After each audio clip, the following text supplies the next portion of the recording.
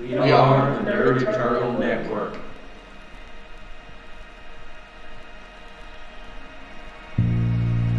I know I'm not the one.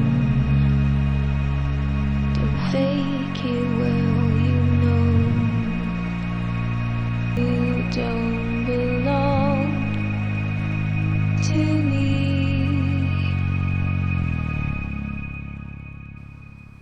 Hello and welcome to Dire Bear.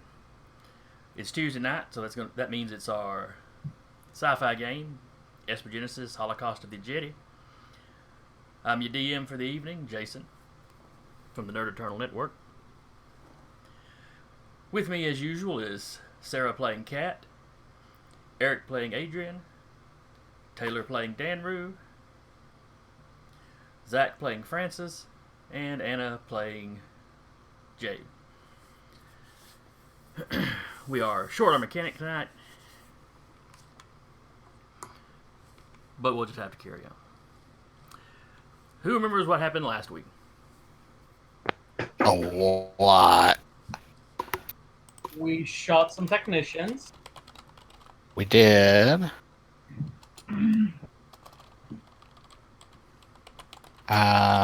Geez, yeah. Why did Potentially, no, hackers. They're trying to hack into the ship, Oh yeah, that. and Found out we that- sent them packing. Found out the station commander and Mr. Creepy were in league together with the possible big bads. Potentially, yeah. Who's Mr. Creepy? The destroyer,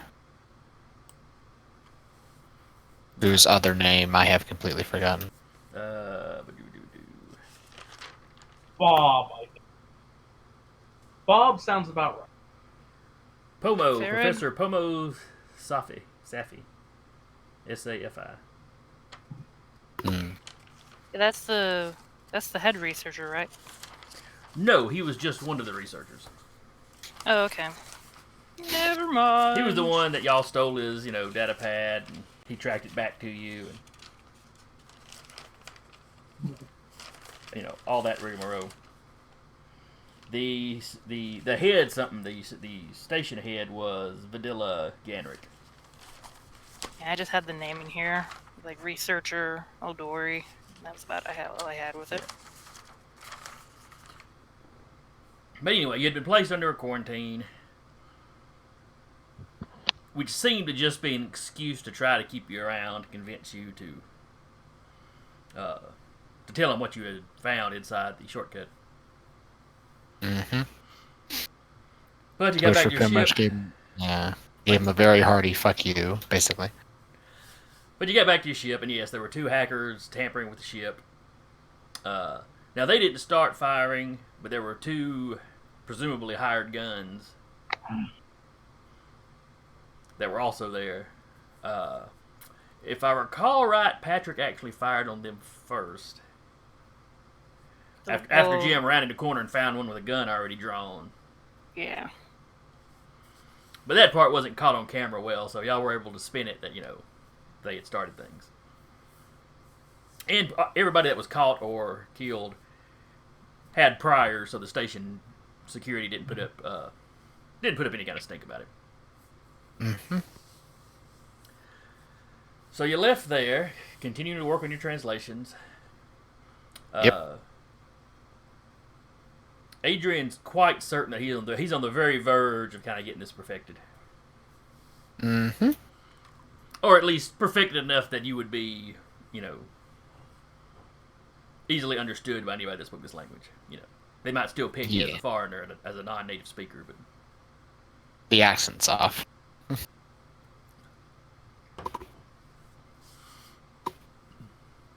But you can make yourself understood and understand them in return, or will be able to. Yeah. I think y'all had decided not to head straight back to Achille, That is correct. partially because you don't really know what you're going to tell him.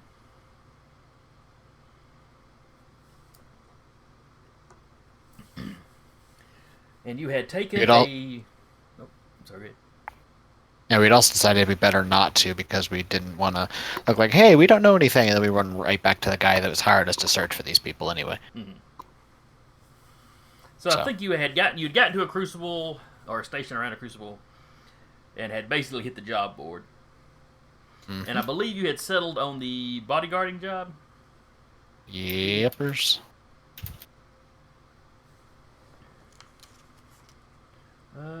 Yes, we did.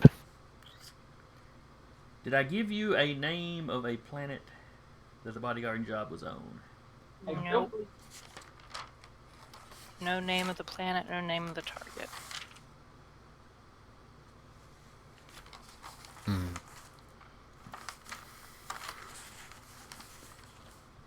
Let's see here. I've got the name of the continent you'll be on, the name of the city you'll be in, the name of the celebrity, the name of the... Well, never mind. But not the planet. I've got something called Torjo here, but I think that was somebody. I think that's who the two folks that Yanni was spying on talked about. Oh, yes, that's what it is.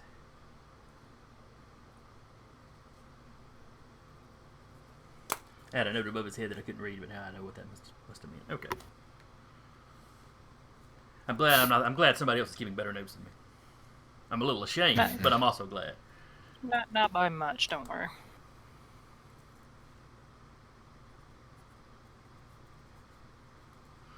Alright. So you'd arrived in system. The world that you're going to is named Wheeler, named after its discoverer. You had, I want to say it was 3 habitable areas. You had a station. Let's see. You had 1 habitable space station.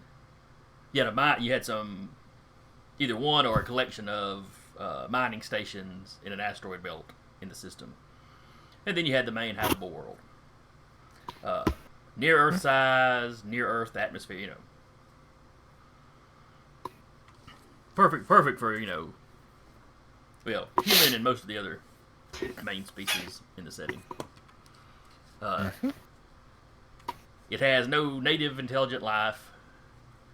It's got a pretty vibrant, what would you call it, biosphere? Ecology? Ecology, thank you. That's a word that sums it up a lot better. Basically, the planet was going through kind of an explosion of life when it was discovered.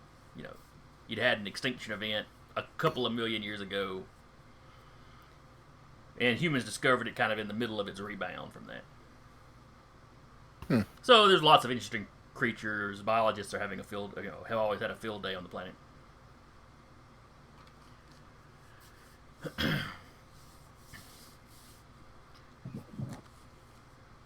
But it has some fairly developed cities. It's fairly cosmopolitan. And you have been hired to protect a celebrity.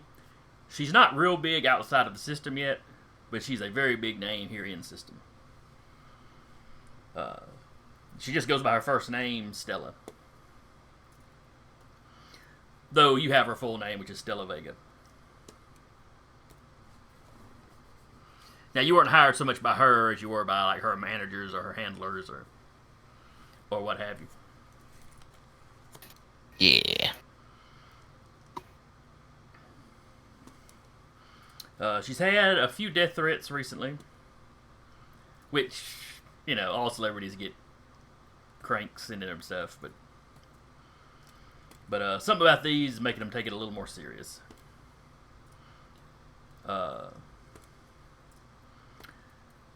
They suspect one of them comes from someone that has been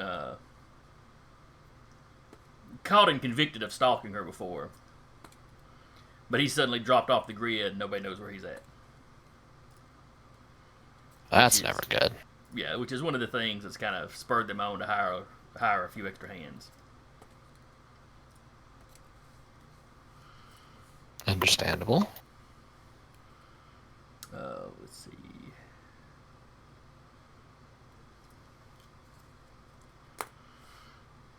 Now, I'm filling in on that backstory. But if you recall, right as we ended last time, you had headed out from the station that's kind of at the edge of the system, which they use as kind of a trading port. You know, headed to the planet, and I believe you noticed that you were being followed. Yeah, two Yeah. scramblers. One falling in behind us, the other trying to get ahead of us. Well, there was a ship already ahead of you that seemed to be slowing down as you caught up, and then one coming up behind you just as fast as it could.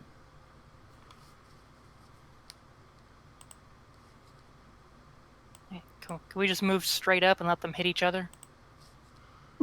That would be fun. Nah, sorry. Star Trek rules, you can only move like this. But that's not how space works. It was until the second movie.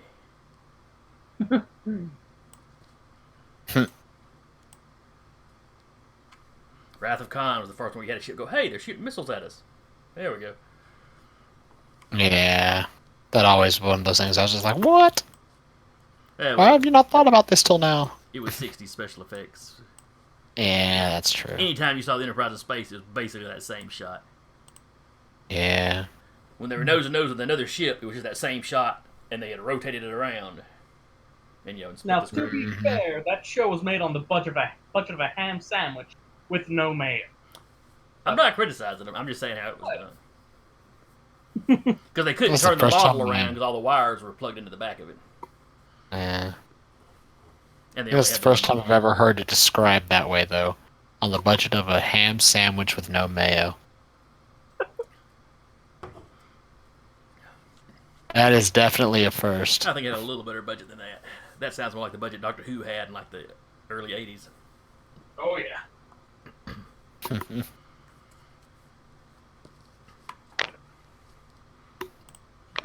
Alright, so this is basically the setup we've got. Ship in front of you, which is a little bit larger than the Roustabout. The one behind you is roughly the same length, but probably got a little more mass to it. I don't like that. Can we contact flight control and be like, hey, could you figure out what these guys are doing, please? Over.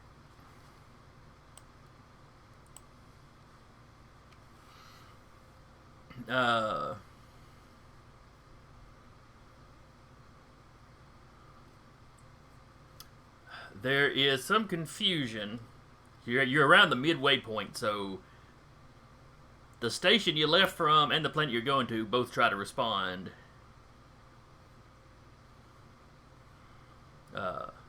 You think you hear one of them say, that they will contact those ships and see what's up. The other one is asking you what you think's an issue. Because while he's closing in on you, it's not like he's tailgating you or anything.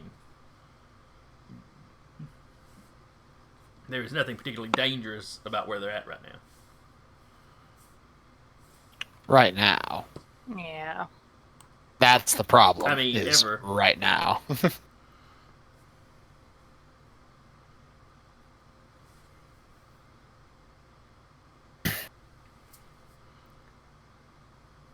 So how far are we from getting caught in the planet's gravity well? Oh, you got a decent little ways to travel. Like I said, you're about halfway from this station that's kind of out on the edge of the system, and the planet, which is, fairly deep in the system. I say we actually speed up and then jerk around the guy in front of us. Try and freak him out a little bit. We're playing chicken in space. Yes. It worked well last time. Nah? Okay, no, it didn't, but still. It worked out last time. We didn't die. Just because we didn't die doesn't mean it worked out. We made a profit from it. It worked out. That's true. I Your ship is don't- better armed now because of it.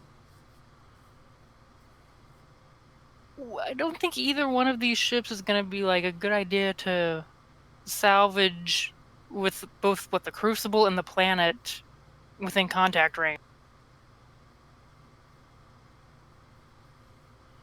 I don't know. That's kind of how the salvage rules in space work. I mean, the last ship you salvaged was basically attached to your ship at that point. True.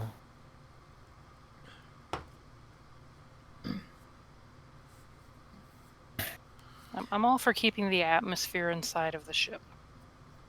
Yeah, you and me But both. space needs it so much more. No, No. it Space doesn't. demands it so much more. That Space might be can better go way to fuck itself. If we gave it the oxygen it needed for its blood supply, I'm sure it could. Yeah. We're getting off weird now. Yeah. Maybe. So as you attempt to make, as you try to contact the, Space Flight Authority, the ship behind you really kicks it into gear. Adrian, do you man the sensors, right? Typically, yeah. Okay. I forget exactly how you and Hull divide that stuff up. Yeah, I typically have a hold of the sensors because I can use the sensors and I can use Yanni and then I can use me. So there's like a whole bunch of various things that can be done there. Let's see. Oh, good. There's the Roustabout stats.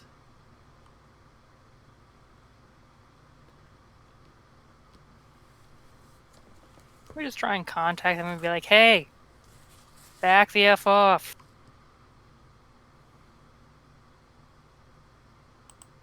The 35-mile-an-hour zone, we're doing 40, back off. Good grief. Oh, I have an idea. Brake check them.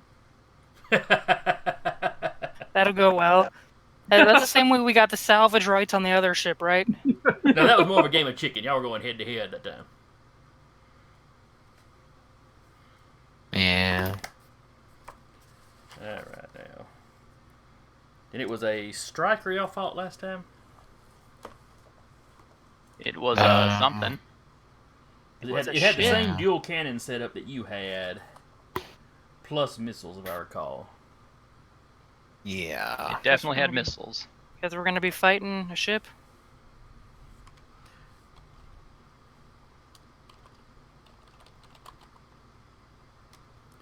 But now we have missiles. You do have But missiles. how many missiles do you have? Enough. You never told us. Because we were never asked to do math on it. I'm pretty sure I told you how many shots you salvaged from that thing. I was never asked to do math on it. Alright, missiles do force damage. Because that's always a thing you want to hear out of the DM as he's trying to calculate stuff. No, I'm adding your missiles to the stats for the Roustabout. Oh, I okay. realized I had not added that. And, Right before it goes into combat. let's see. I added the missiles. Did you salvage one of the other ship's dual cannons? I don't Or remember. was it just the Oh, missiles? granted, I wasn't here for Salvage that. the cannons. Because I know one of the cannons I said was damaged because it was on the side that y'all hit. Because maybe it was just the missiles. I'm trying to think. Because Hull and Adrian divide up the The tech jobs. I think Typically. there was something about getting... the technician additional maneuvers. Danru and Jim tend to handle the pilot maneuvers. And then we had Francis and Jade, I think, shooting last time. Mm-hmm. Yeah, because we had something for everybody but Cat to do, and adding an extra weapon means Cat has something to do during ship combat now. Aside from panicking. Aside from panicking. Panic is a free action. But is there a disco? No, that has not been added to the ship yet. Though you may Wait be for on your way somebody to to one, call me depending on out what on kind of that. music Stella plays. Yeah, that's true. Alright, that's the changes saved, so y'all now have missile stats.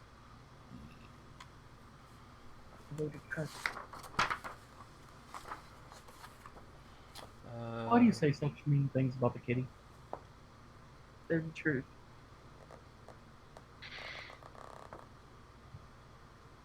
I heard that. What did you hear? Purr, purr, purr, purr, purr.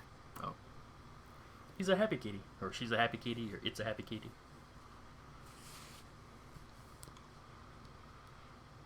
Who knows?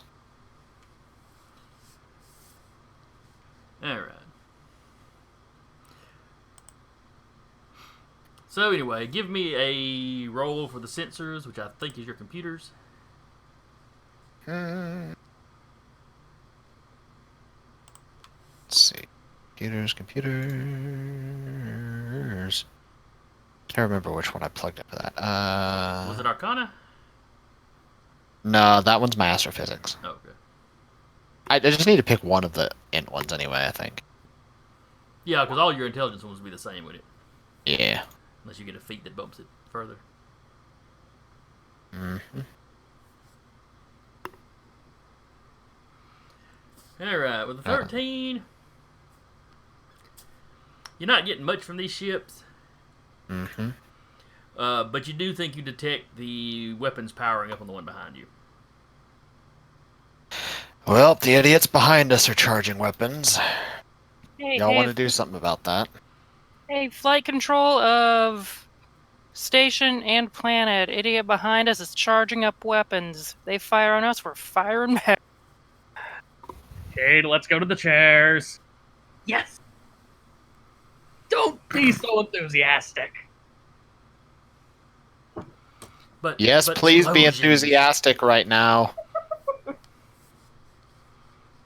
Picture that giggle just like going down the hallway. That's what I'm imagining too.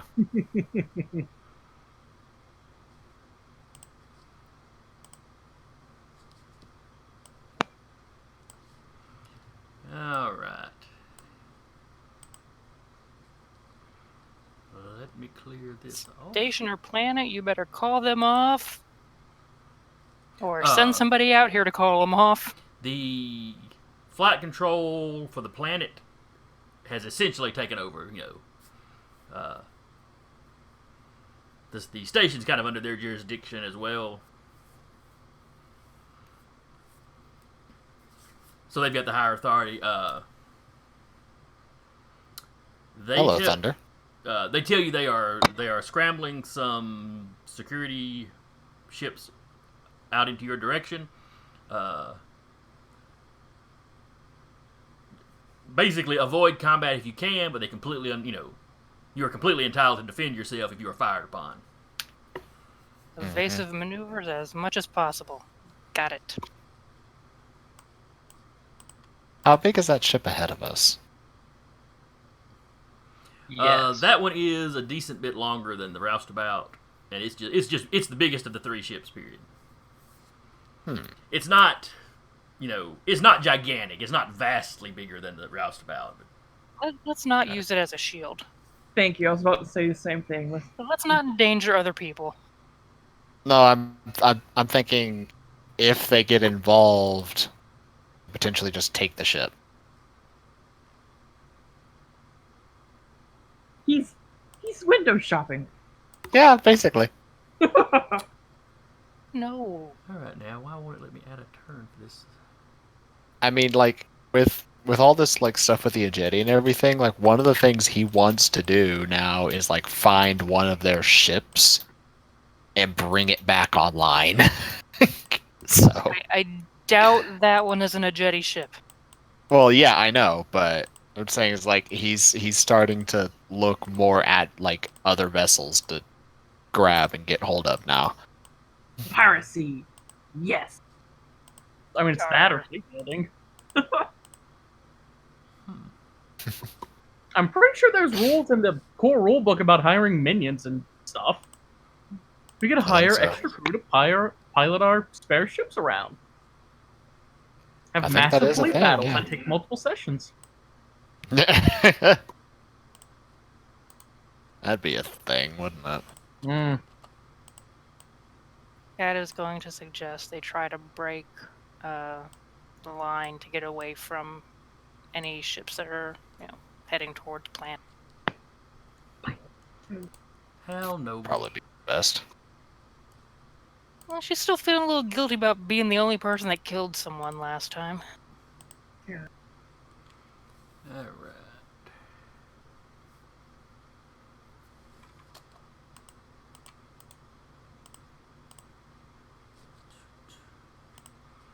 Alright, I believe the pilot gives a roll for the initiative. What role will I need to give? Alright.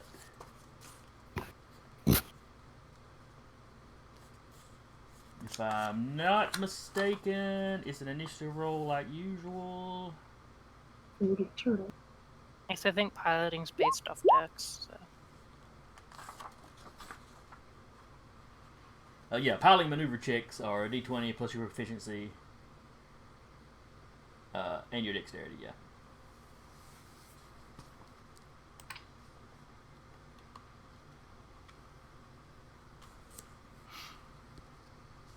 Alright, so Oh, my bad then.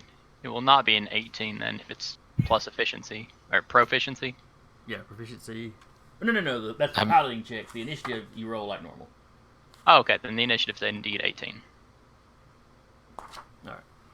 So the roustabout goes on an 18. Oop. Let me grab my This dice. is gonna get interesting.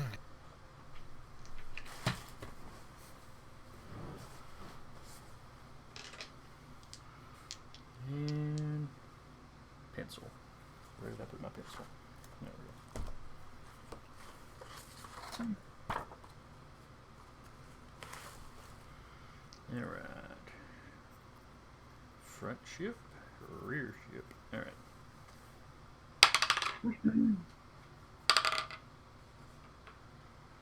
They Woo! rolled some That was a dice. loud thunderstorm.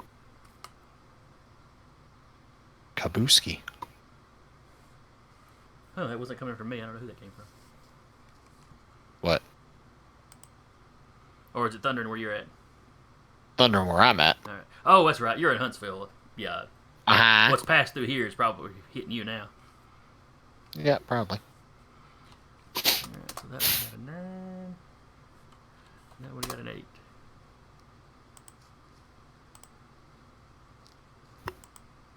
Alright, top of the order is the roustabout. You may do each of your maneuvers in whatever order you would like.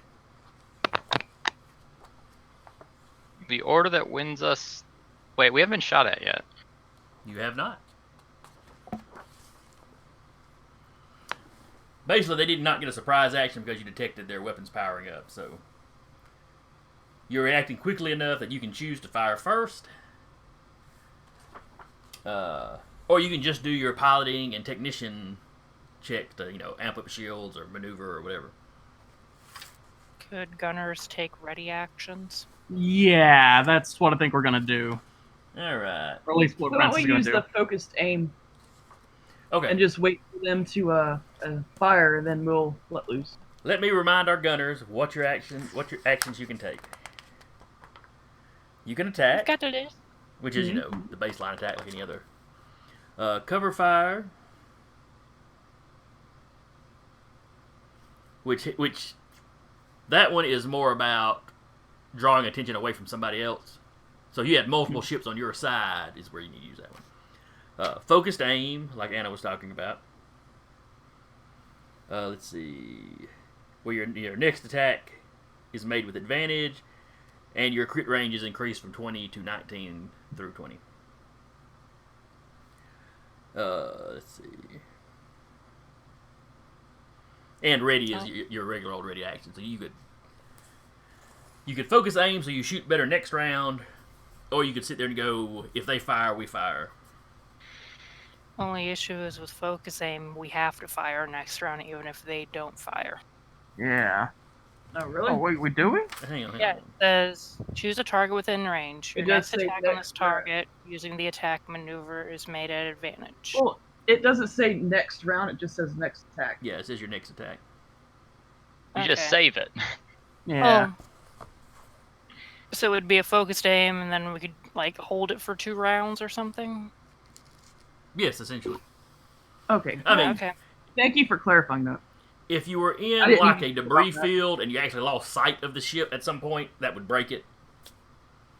And realistically, if you try to do that for hours at a time or something, I mean, but holding it for a couple of rounds if necessary, not a big deal.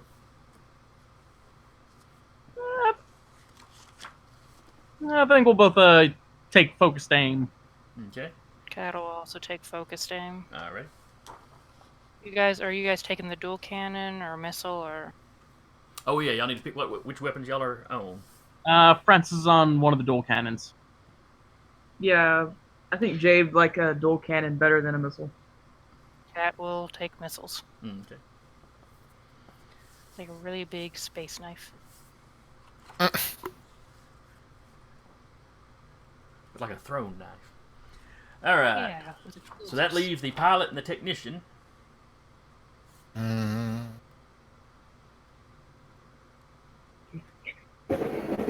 So let's see. We'll cover the pilot first. All right, Dan Rue, you could do an attack run, but that would involve moving your ship directly towards, the enemy. A banking Well, maneuver. since we are not yet attacking, I'll take evasive action All right, that is certainly one. because that would put our gunners at disadvantage. But since they're not shooting, we're not getting a disadvantage from it. All right.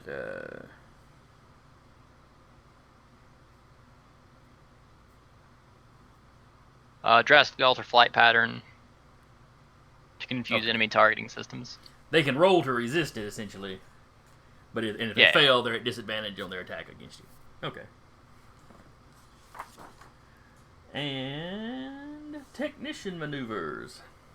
What is Adrian going to do for the ship this round? well, my next question would be is because Hull is the other technician. What would Hull's maneuvers be of more use here as well? Well, the way y'all usually divide it out is you usually do the intelligence-based ones, I think. Yeah, And he I does do the wisdom. int-based ones, and then he'd do the wisdoms. Well, he is on the ship with Ah. you, so we will roll Okay. based on whoever. I'd say if the other ship is powering weapons already, I'd say a shield boost would be useful, Okay. just to get our AC up in case they just fire a massive barrage all at once at us. All right. Let me go ahead and give me a D20 roll, and I will check what his wisdom is. Okay. D20.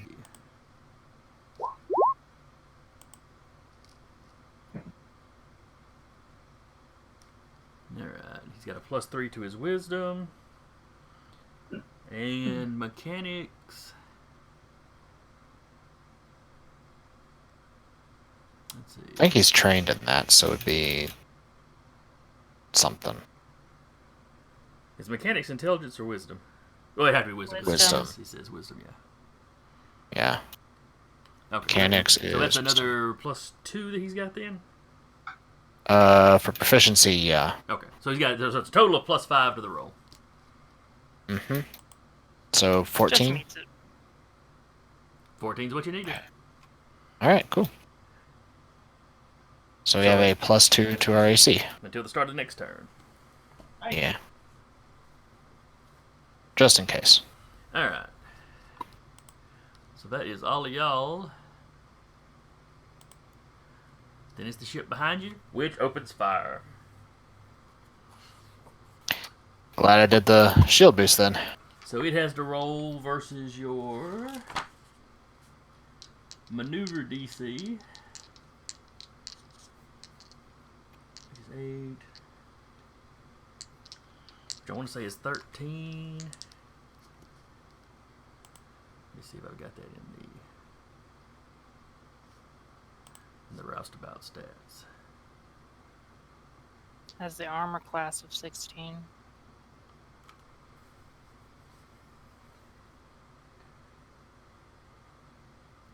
Should be 18 now that we have the shield boost. Yeah. And right evasive maneuver, so they'd be at disadvantage.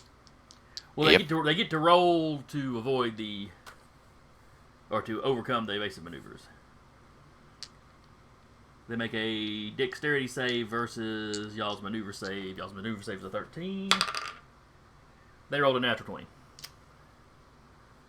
Okay. So they are not at disadvantage. It's like I am glad I made the decision to boost the shields then.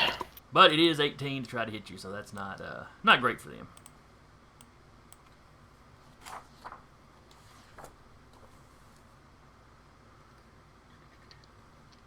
So if I suddenly vanish, it's because thunderstorms, which you could probably hear happening. I don't think I have yet. You haven't caught it on the stream yet. Okay. Maybe the lightning's too far from your mic. Alright, so anyway, they're firing. And they are armed with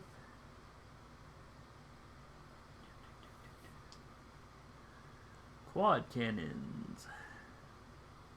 Quad cannons? Quad cannons. Oh Or, boy. excuse me, a Yeah. quad cannon. My bad. They're like dual cannons, but stacked on top of each other. Ha ha ha ha ha ha ha ha. I want to say that's actually what they called the Millennium Falcon's cannons. Mm. Which Yes. was 4 guns strapped together, if I recall. So. Alright, a 3 on the dice makes it unlikely they're going to hit. Unless they have a plus 15. So while they stay locked onto you pretty good despite your attempts to maneuver, their blasts do miss you and come extremely close to striking the ship in front of you. It's like the blast goes right under your ship and then kind of right over the guys in front of you.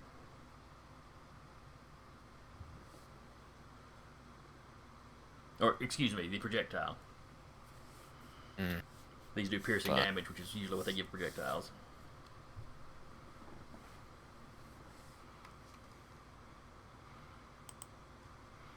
I'm expecting a very sternly worded what the fuck from the people in front of us.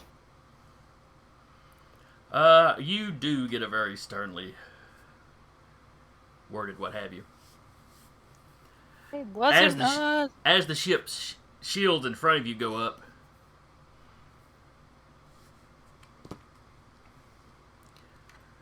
and they return fire. At us? Yeah. Apparently. We open communications and be like, it's the guys behind us. You've already taken your Okay. actions for the turn. That's dirty. And that's Still an- not still an 18. retaliating. That's just them shooting at us. Yeah, that's just them not observing baloney. Alright, they only get a 17, so they miss you. It's plausible deniability on their part. Yeah, but I'm saying it from a GM's point of view. That's not retaliating.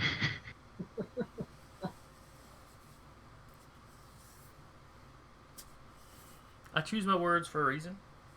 Sometimes. Let's see. They break into evasive maneuvers themselves, though.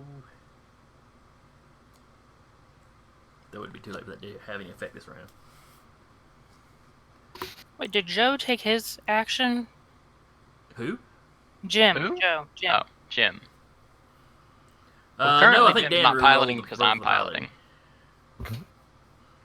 So Jim can contact them and be like, it's not us. Yes, I suppose he could.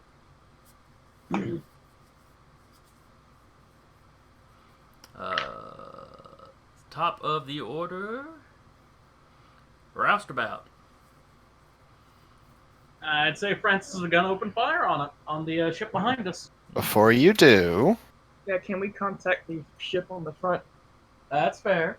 Oh wait, y'all had readied actions, didn't you? Yeah.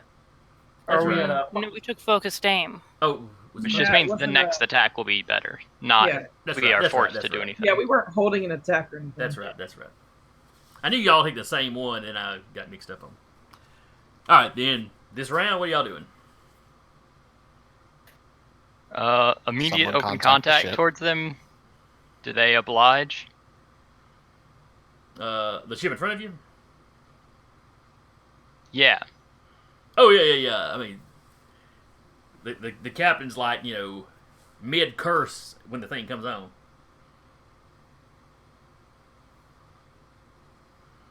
What are y'all doing back there? He needs an Irish accent. I You don't can know blame why. the idiot shooting at us. We only returned fire. Yeah, at us. The guys fired at behind us. us. Yeah, are No, we we pretending did that not. sensor arrays can't detect heat sources at the distances? These are incredible. These are poorly made spaceships. This space is bull. Doesn't Adrian have 4 dimension or 3 Yes, dimensions. Adrian would chime in behind him. Was like, what you got hit with was the people behind us missing us while they were shooting us. Guys, that sounds like a bunch of crap. Well, then you can take your crap, shove it up your ass, and then look at your actual sensors for a That change doesn't- instead of being a blind moron. Yeah, like, should we move the roustabout to, like, the side so if they do miss again, they're not shooting at that one dude? I figured that's what evasive actions would have done. But Well, it just got you out of the way of the shot. You hear a voice behind the captain, or you hear another voice coming over the radio, a little bit quieter, like it's further away. Captain, Captain, think that blast originated from behind him. What? Oh. Yeah. Apologies, Roustabout. Oh. Now excuse Apologies us while we try accepted. not to die. We'll get out of your way. Oh. Please do. By all means. Now, if you'll excuse us, we're going to turn around and straight up murder these people. Oh yeah, put that out there in the spaceways on record. They shot at us first. Fair enough. They're Fair enough. dying. We're gonna finish it. We were told And- we could retaliate. We're retaliating. Now, before the gun people go nuts with their 3 guns on these guys, Adrian is going to do pinpoint targeting. Okay. Let me see. Is there a Not sure if there's anything that you, as the pilot, can do to help with that. dog fighting? We can initiate dog fighting. Oh, fun. Okay, Let me so- read this first for 100%. Okay.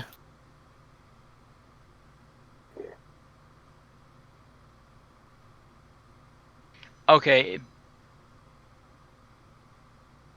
Basically, it would Uh-huh. give us advantage against them and them advantage against us. Us advantage against them to shoot? Yeah, to hit them. Didn't we get But it that was already fu- with focused aiming? Did we? Yeah. yeah, all 3 of us are holding focused aim. All right then. So next round, that might be something you do because they won't have their focused aim then. Let's see. There's the feint stunt. Let's say I'm gonna do pinpoint targeting. Then I will do braking maneuver. All right. What does that do? You attempt a sharp turn or full stop to throw off enemy's targeting. Make a piloting maneuver check versus maneuver defense of a target within range. If successful, the next attack made against you by that target has disadvantage. So The we're attack breaking- is made if the attack is made before the start of your ship's next turn. Okay. And it's one of the weird maneuvers that you can do it once, but you can't do it twice in a row. Yeah, that makes sense. All right. And then Adrian was doing the pinpoint Yep. targeting Roll a 16. versus their maneuver defense.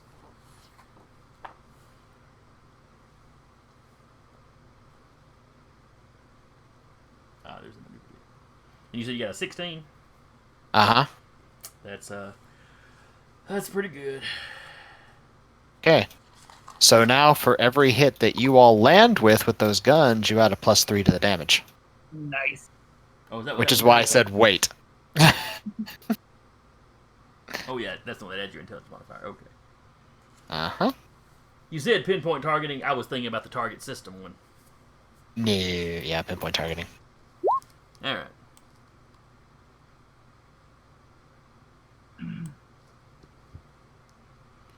All right. Was that for your braking maneuver? Yeah, the 18 to the braking maneuver. It's Because it's Dex plus my proficiency, correct? It's, piloting maneuver checks is D20, your proficiency, and your dex. Yes. Okay, good. And Then what do yes, you have that to do stealth for roll. the braking? Piloting maneuver check versus the maneuver defense of a target within range. Okay. And yeah, you definitely succeeded. Cool, cool. All right. Who of our gunners wants to shoot first? Just double checking before I roll dice. It's dexterity plus proficiency. Correct. All right, just making sure.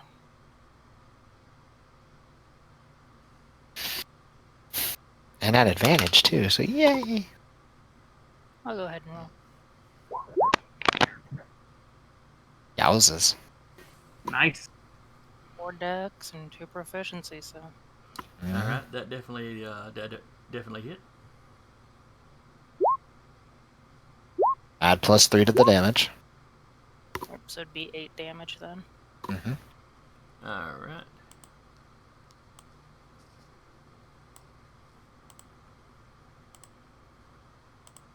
That one takes.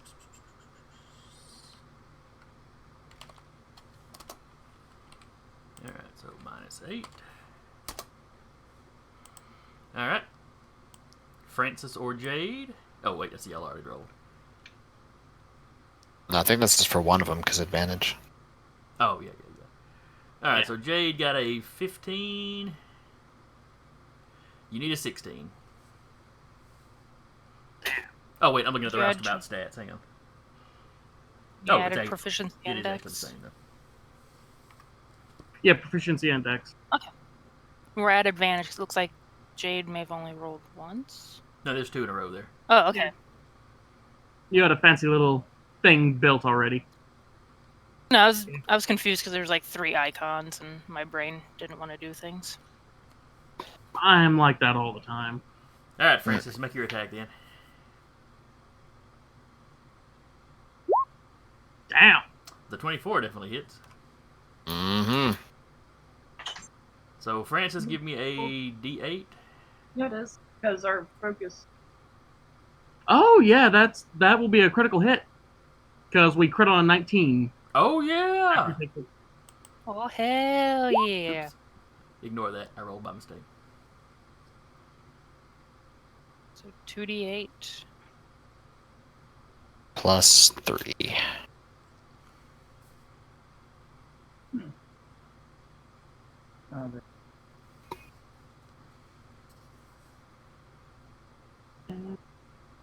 Boom. Nice.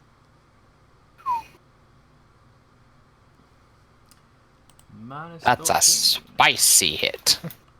All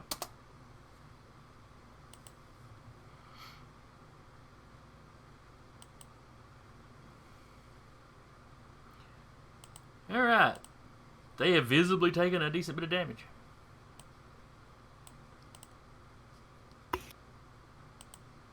Next turn, do we want to open the channel and be like, what the hell, guys? Yeah, sure, why not? Yeah. We can make that as Jim's action for this turn, maybe.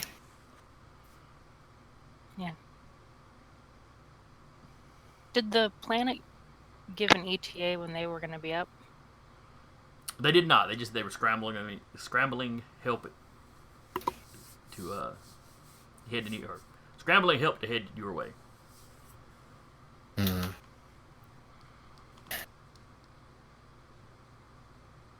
All right, their technician.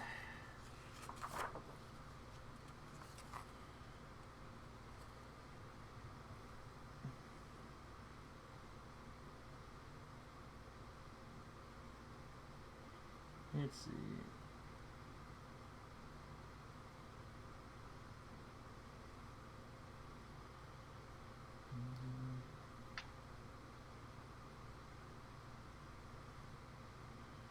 think he's going to attempt a shield boost.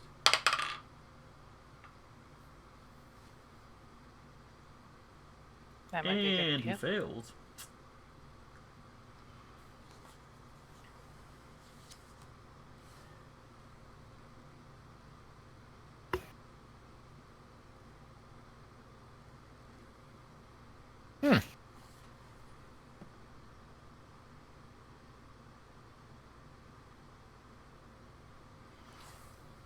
Their pilot is making an attack run.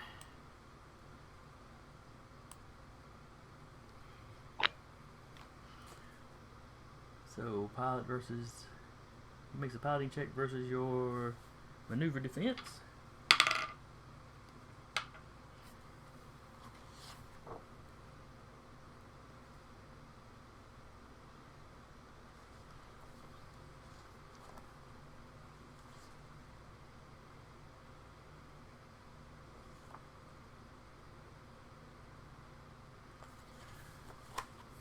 Never mind.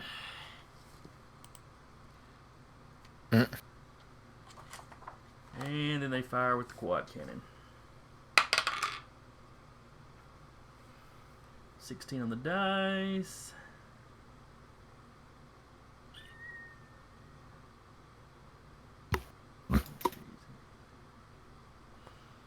Alright, so it's a 20 total to hit. I believe that hits. 2d6 force damage. Oh, no, wait. That was force damage is the missiles, isn't it? Yeah, this is piercing. Alright, 2d6 piercing.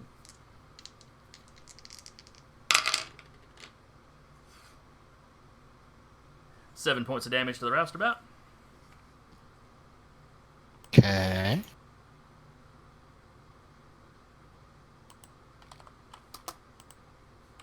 And you have 31 hull points starting out. Let's see. Can I make this stuff visible?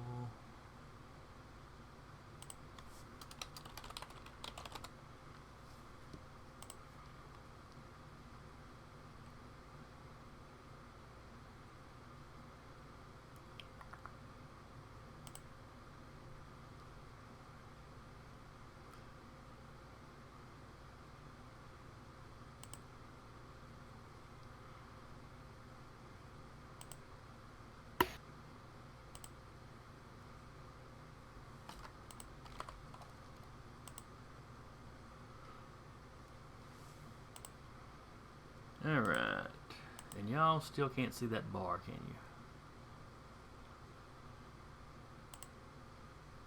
you? Maybe that's the one I need to do. Alright. You now have a health bar. Congratulations. Yay. Neat. You can see how badly we're gonna die. No. And that was all of his turn. Your ship up here goes kind of full boost and maneuvers largely out of the way. Good for them.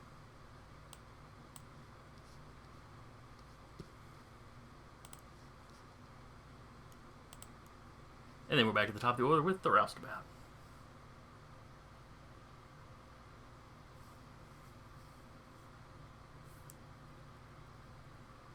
Want to have Jim trying open hailing frequencies to him? Sure.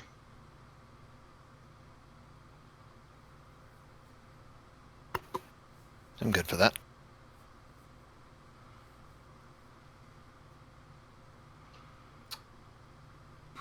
Let's see, would they respond? Considering we just ripped their ship to pieces. Maybe.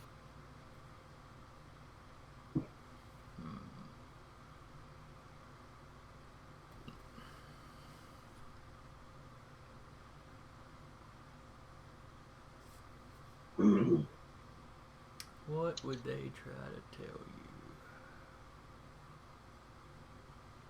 There was a really big spider on the back of your ship. We were trying to get it off. We thought it was a face hugger. Our bad. You didn't have to overreact Uh-huh. like that.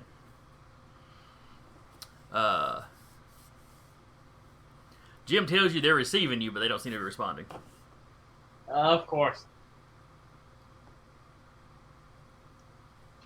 Like, Cannot say stand that's down, or especially we will surprising. continue to fire.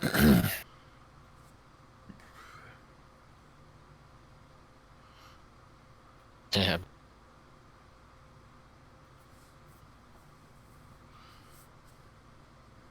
All right, so there's an attempt to communication that they are not responding to. What maneuvers are y'all taking this round?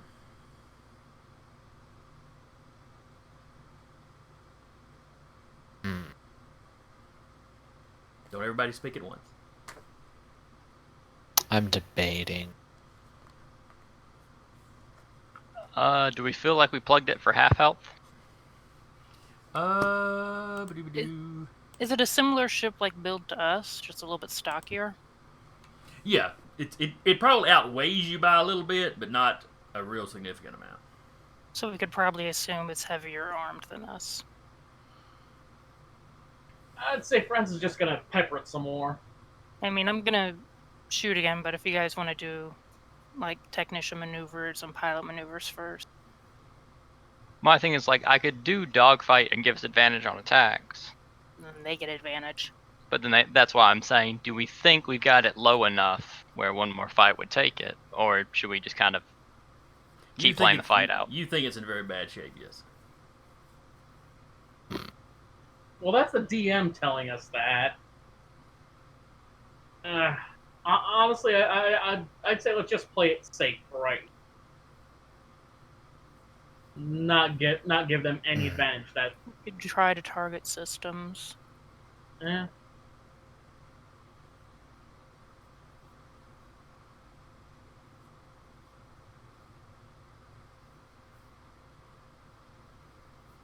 Then the pilot will wait for other people to make maneuvers first. Okay. Technician, what are you doing?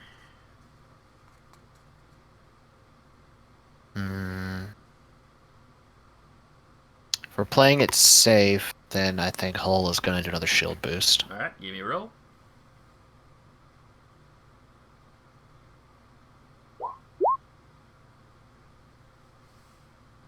I think that might not cut it.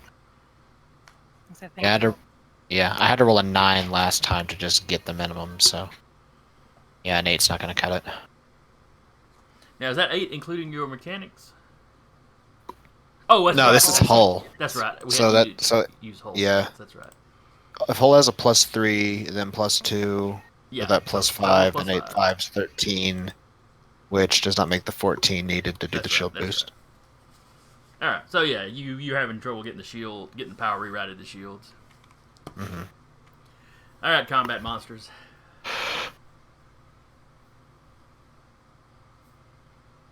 Do the thing. Let's start off with say missiles. So cat. I'm just double checking something really quick. Okay. Do one of us want to do a target system? The other two just, beat the shit out of it. Francis can target. Yeah, that's fair. I mean,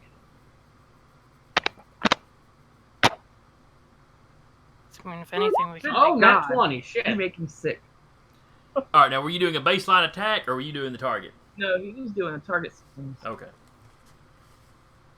All right. Maybe he should do an attack. Honestly, yeah. Let's just roll this as a regular attack and. You can't decide that afterwards. Aww. All right. You're not a DM. On a Aww. hit, you inflict half the weapon's damage. So make a normal damage roll, because your half 1d. gets doubled. Because it was a So crit. it's not critical.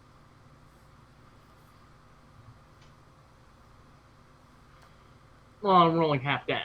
Oh, okay. Yeah, the target system does half damage, but it's critted, so that would be normal damage. Oh, Nice. add +4 to that. So that should be 10 damage. All right. And then give me a D10 roll for Oh wait. They get to make a maneuver defense roll thing, or save rather. They make an 2 on the dice. intelligence. That's great. So as I was saying, give me a D10 roll to see which system you affected. A 9. Weapons. The target is at disadvantage to all attack rolls made with the ship's weapons. Yeah. Well, that's not fun. I mean, it's great. Sounds good to me. I don't know what the pilot's going to do anymore because the pilot has nothing to do now. Alright, cat fires, cat hits, cat does 6 damage.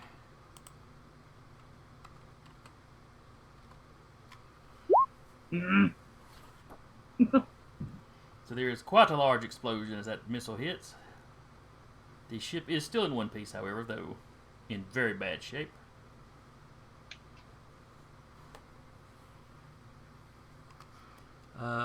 Let's say cat moisturizes a fool. Jade She rolls a likes 15. That's a explosions. 15 total. Yep. I need a 16 to hit. Mm-hmm. It's like it knows when she rolls. You can hear cussing echoing through the ship. I mean, that's a 10. It's a perfectly middle roll. Yeah. It's not good or bad. It's just there. It doesn't matter. The ship seems to be dead in space. It looks like it's still got some structural integrity. Your sensors are picking up that it's venting atmosphere.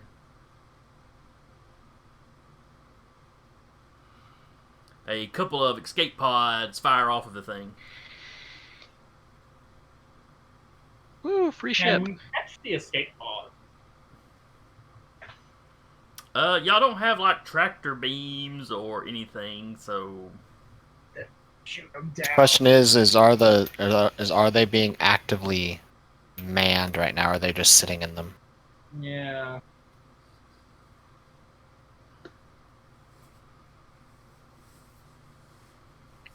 The real question is, do those escape pods have faster than light travel capabilities?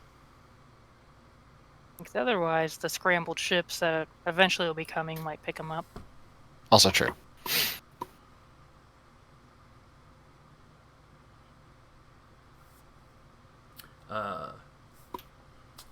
Traffic control gets in touch with you.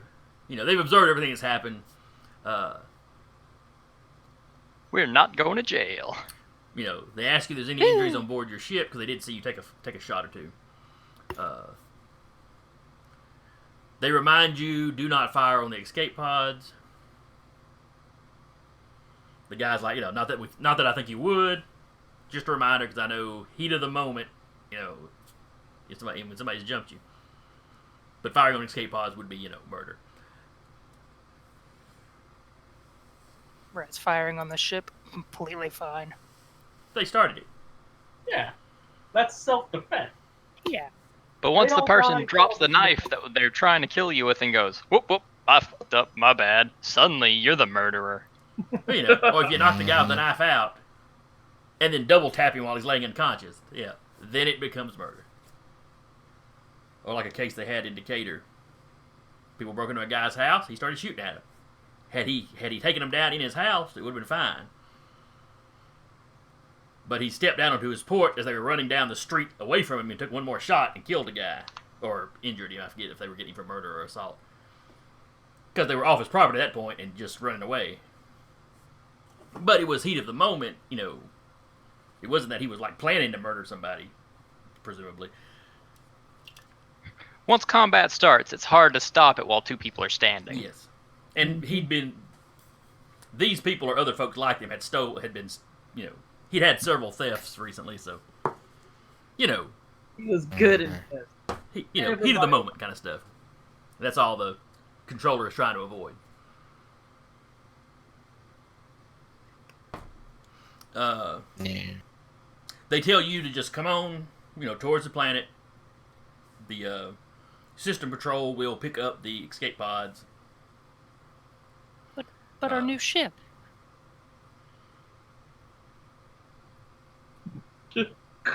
Well, y'all could salvage the last one because there was nobody left alive on it to claim ownership. We're being smart ass. Mm-hmm. So you fly towards the planet. Give me a sensors roll, Adrian. Sensors. We're gonna get jumped again. Gotta hope not. 12. Man. My dice hate me today.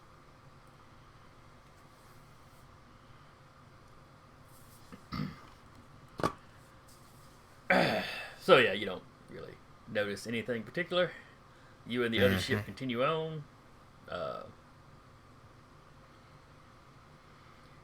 You're directed to. Well, you're directed to stay in orbit at first. A patrol ship comes out, docks with you.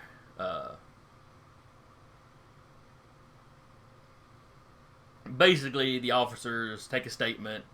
They, censor recordings, anything. I know y'all tend to record everything when y'all, in and around the ship. Basically, yeah. So, they take the log information, they take any recordings you've got of what happened. And, of course, everything shows that you were minding your own business, got shot at. They're also questioning the captain of the other ship.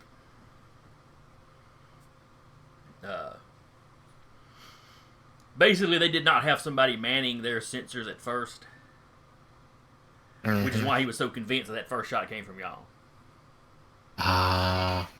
They acted first, and as everybody was getting to their positions, the sensors and communications guy sat down and actually started looking at stuff. So he contacts you again and apologizes, but they didn't actually hit you, so But he's clearly got some concerns about being sued or something. We're just glad they're not dead.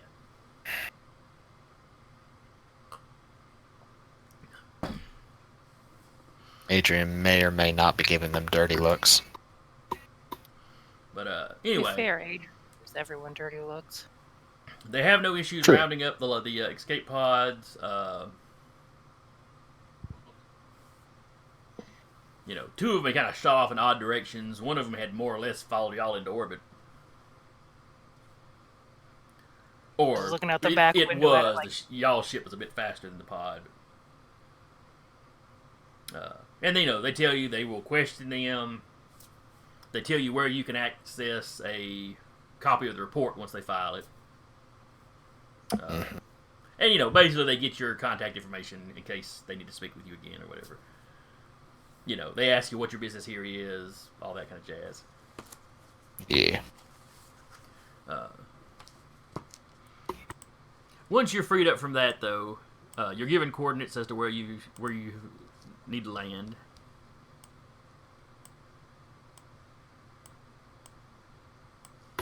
Just let me adjust these.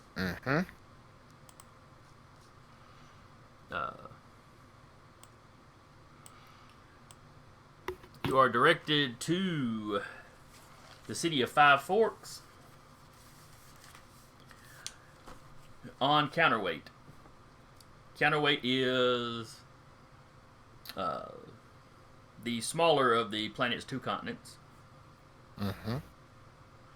Basically, on one side of the planet, you have more or less a supercontinent where several of the continents have kind of squished up together. And then on the opposite side, you got one that's separated from them. It's like they're traveling around the globe separately, as they drift. So this one's been separate for quite some time. Think of it as they're Australia. Not in that everything there is trying to kill you. I was about to say, because that's been going to make very for some isolated. interesting names. It's been very isolated from the other side. How did you die? We got killed by Space Australia. But Have you seen the Tyranids? They're horrible. Yeah, I was about to say it really was space spiders that killed us. But anyway, the counterweight name came from a joke the discoverer of the planet made, but it kind of stuck.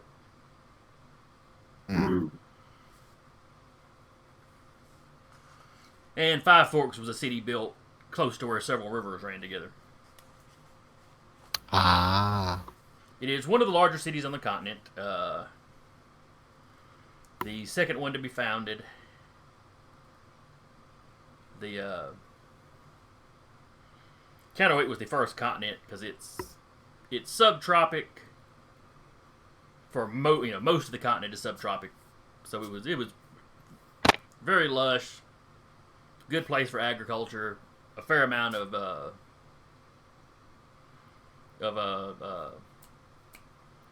non-renewable resources as well. Not that in this time period they really use a lot of those, but You'd use them to jump off the ground real quick, and then you'd cut it out. yeah, essentially.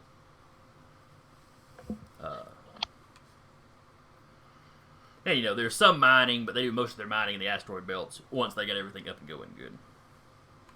It's just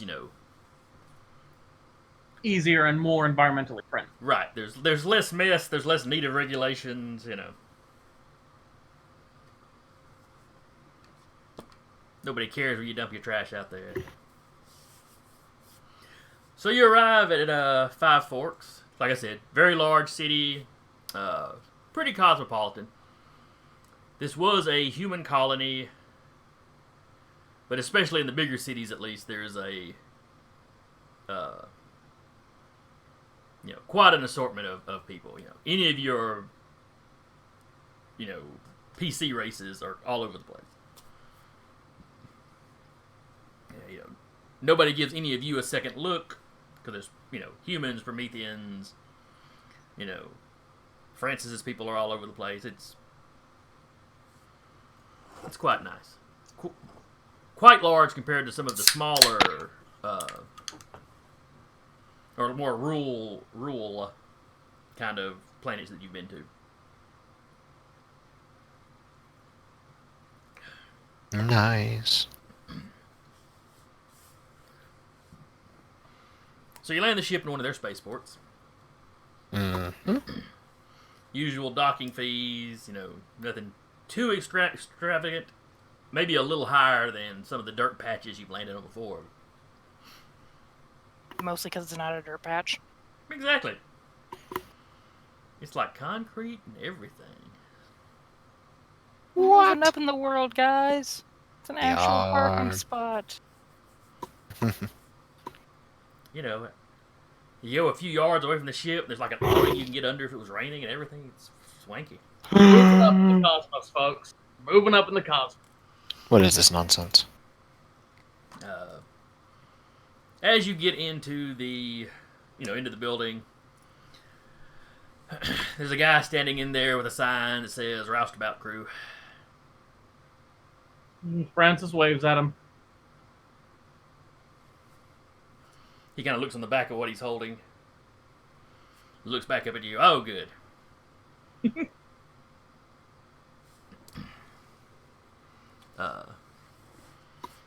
Hits a button, and what looked like a big sign he was holding disappears, and you see he's really just holding a little tablet that was, projecting something. He walks up. Hello, I'm Michael. I'll be your driver. We get a lot of those lately, I've noticed. Swanky. Howdy, Michael. He shakes. Anybody that looks like they want to shake hands, he shakes hands with. Agent's too busy looking around, probably. But I say, if you don't put a hand out, he don't. Yanni's Yeah. probably off trying to pilfer shinies again. Would you realize might be more dangerous in places like this? Yeah. More Looks like upscale. home. They're going to have more espers through here, probably. They're going to be law enforcement's going to be a little more familiar with this sort of thing. Mm-hmm. I'm not saying short leash, but short leash. Yeah, if he notices Yanni going off trying to do something stupid, he'll probably more than likely rein him in. Anytime he gets more than 4 feet from you summon him back. Maybe not quite that extreme, but similar Serial perhaps. kitty leash on him. You have two choices. Yeah. You're parked on my shoulder, or you're parked on Cat's head. Basically. All right, so you get out to your vehicle. It's I'll be right back. all right. It's not quite limousine long, but it's quite spacious.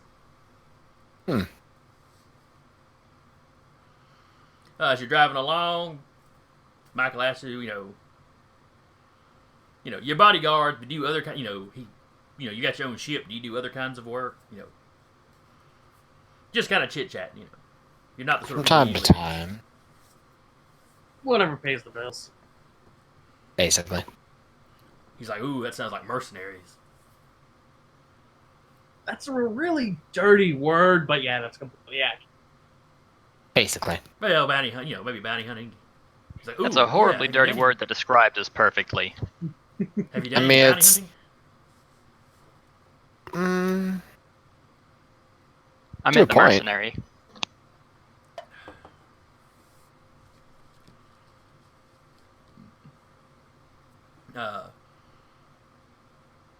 Let's see. He would not have heard news about a space battle. And that's not going to be huge news, but you will probably make the,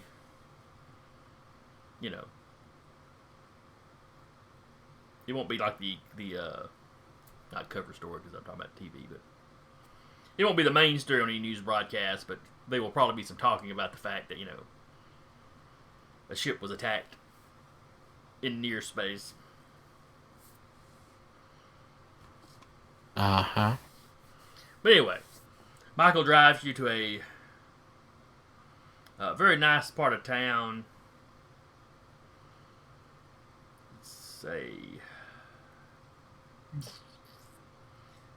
20-story building or so. Looks like it might be a high-end hotel or maybe apartments. You can't really tell from the outside. But but he drops you off the front door, tells you, or actually he shoots a message off to the doorman. Tells you, doorman will know who you are. He'll get you in the elevator and up to the penthouse. That's where Miss Stella is staying. While she's here in town. Okay.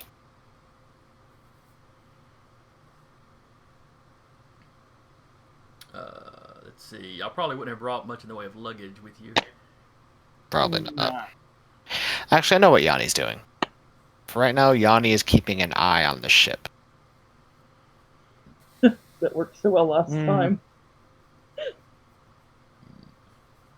Well, last time Well, he was see- left completely alone. This time there's at least Jim there. Well, yeah, and also last time it was sort of like a last minute, oh, he would have been watching the ship. So this time I am plainly stating he is watching the ship. Unless called for something else. All right. I think after last time, he would have known not to wander off. He has been chastised. Yeah, he's been given explicit orders to watch the ship now, too. Alright, so you get inside. The doorman, doorman's got a message. He's waiting for you. Opens the door for you as you come in.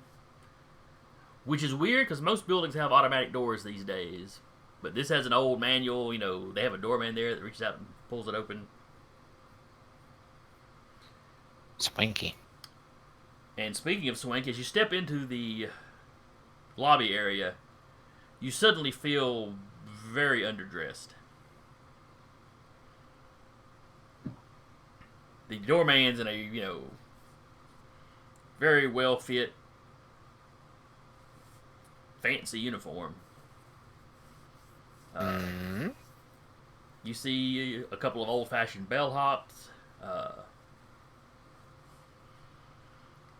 The lobby has a very old earth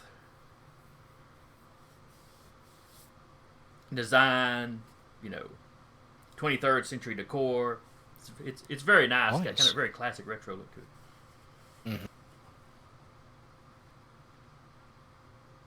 Nice.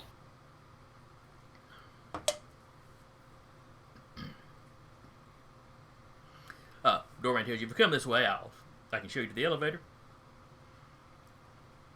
And he takes you not to one of the main not to the main elevator bank, but to kind of a more exclusive. I'm trying to think of the right word. Basically, over to this express elevator on the side. This takes you straight to the penthouse.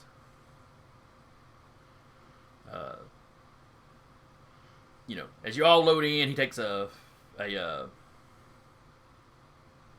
little key card out of his pocket, swipes it. Well, it really just holds it up like it's being scanned. Tells you this is part of the security measures. So not anybody can just hop in here and use it. Right. Mrs. Stella has the card to get up. Her manager has a card, as well as myself and the head of security for the hotel.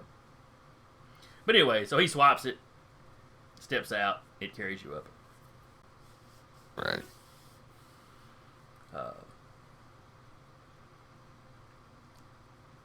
You're in it a very short period of time. You feel just a slight bit of acceleration. Uh-huh. But then in just seconds, it's ding and you're at the top of the building. Ooh. Nice. Yeah. You realize it is the thing obviously uses inertial dampeners, kind of like a ship does. Mm-hmm.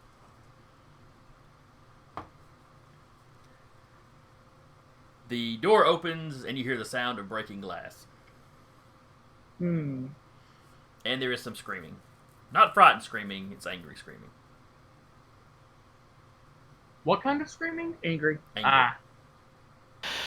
Somebody's bored. This is gonna be fun. As you walk in, you see clearly a hotel worker. He's just got his head down. There's a tray of food that's been knocked to the ground. Some glassware on it. It was probably what you heard breaking. There is about she's probably 5'2" at best. Very slender build, bright rainbow hair. And she is just chewing this guy out. She's talking, 90 miles an hour. She's got it's a thick accent, but not an accent you recognize. You're assuming it must be from somewhere on the planet.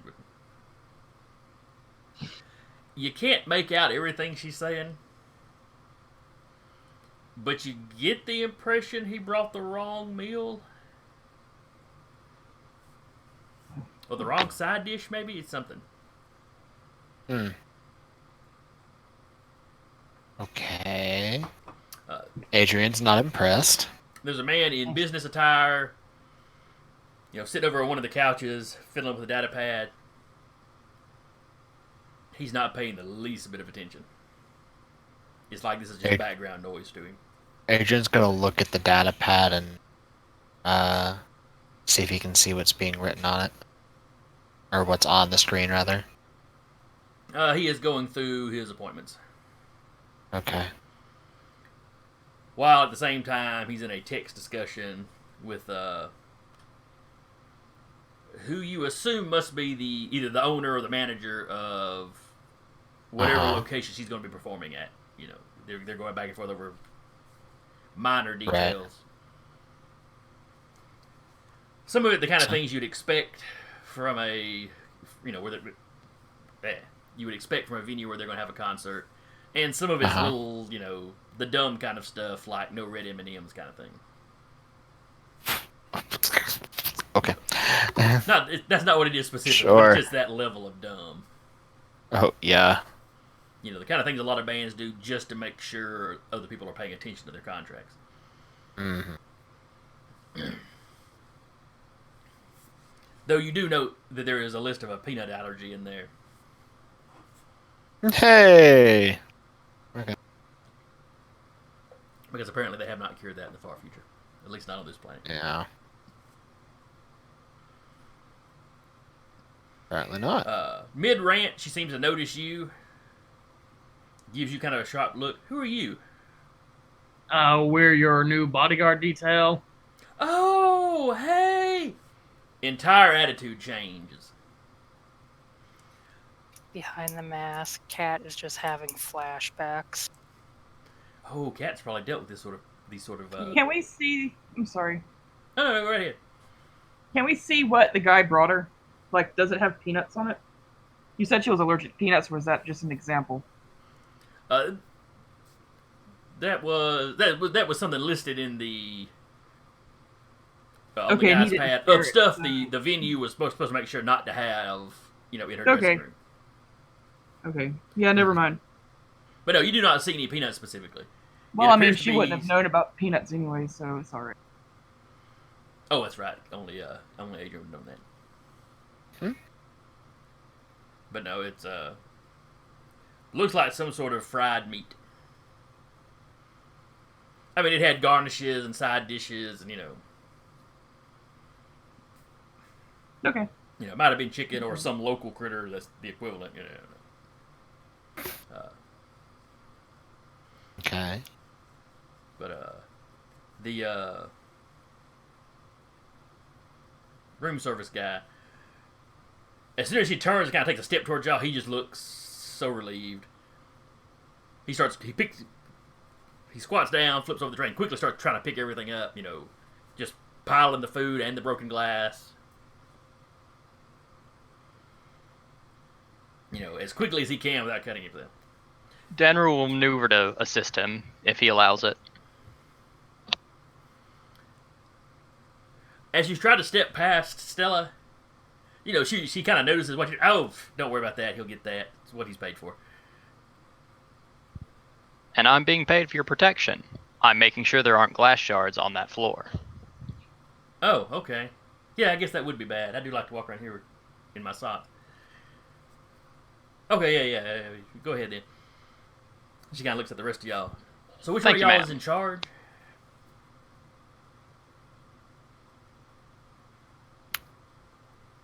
Well, Adrian would mostly just look at Danru.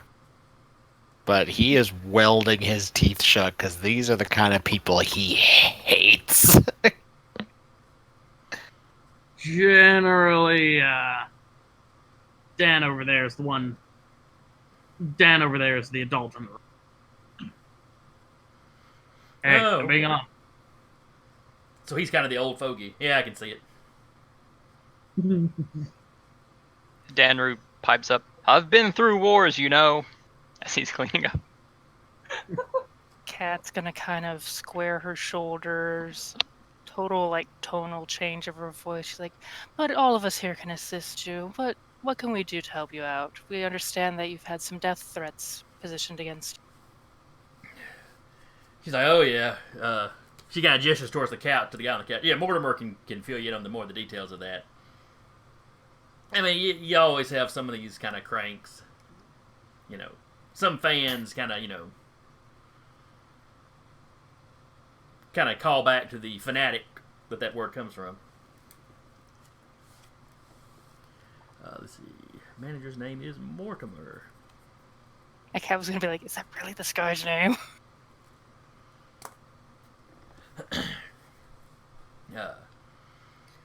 She goes, but one of the notes seemed... It was done in kind of a familiar writing style. She's like, I had a stalker a few years back, when I was first getting started. He did a little time, and, they put him through some therapy, and, for the last, 3 or 4 years, we hadn't really heard, he hadn't tried anything. And then I get this note, and when the police go to look him up, but yeah, he's gone dark. Don't know what would have triggered him after all this time. I mean, I wrote the one song about him, but that was years ago. Which song was that? Creeper. And she says that like you ought to know exactly what song it was, Do we know what it is? No. She's really big on this planet, or in this system. She has not made it big outside this system yet.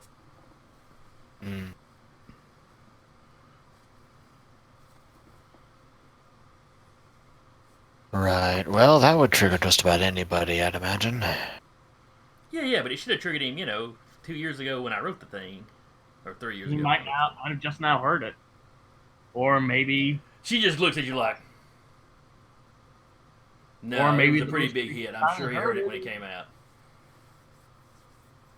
I Where don't are know. you guys from? Cat's gonna be like, "What is your most recent discography? Could you enlighten us about it? We're unfortunately off planet, so we haven't had the privilege of hearing your most recent album." Oh, y'all from Off-World. Okay. Yes. They've brought in the best. We're here to assist you. She may be getting odd looks from Adrian. Oh yeah, come on here. I'll put my newest stuff on. Alright, I'm terribly sorry. I had to pop off for a second. I now have a working toilet again. Yay! Yay! Yay! It only took 6 hours. Yay! Kind of. In hell. So what's happened? We're about to listen to her newest album, and it's gonna be quote unquote great. Cat's trying to herd the noble. I mean, I enjoy top 40s, so probably 1 or 2 songs I'm fine with. But so she leads y'all into a kind of the living area. She kind of takes Cat by the arm. She kind of gestures Cat? back to Adrian. Who's the guy with the resting bitch face? Very serious about his work. Oh, that's good, I guess. Kind of pats her arm and just follows along. Like she's done this way too many damn times. Danru, you help the guy get finished picked up in a very low voice. He thanks you. I go ahead and tell him, I'm sorry you're having to go through this kind of trouble, and I'll slide him, an extra 10, 15 cubiles. Here's a tip. Sorry you had to deal with this thing. Bitches. Oh, well, thank you, sir. He doesn't seem super impressed with the amount, but the gesture is clearly appreciated. You helping him was clearly appreciated. Yeah, since I don't have a good enough grasp on the correct amount to tip. That would have been a fine tip in a normal hotel. Ah. He quickly kind of exits towards the elevator.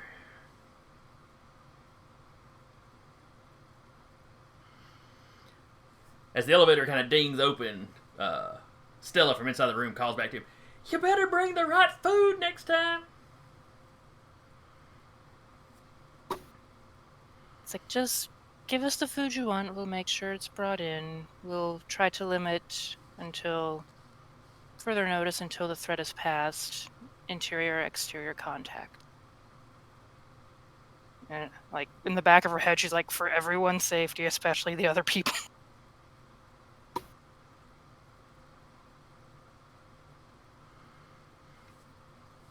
She's like, "Hey, I'm trying to watch my figure, and he brings me fried. Let's see, would it be Penguellin. Penguellin works just fine.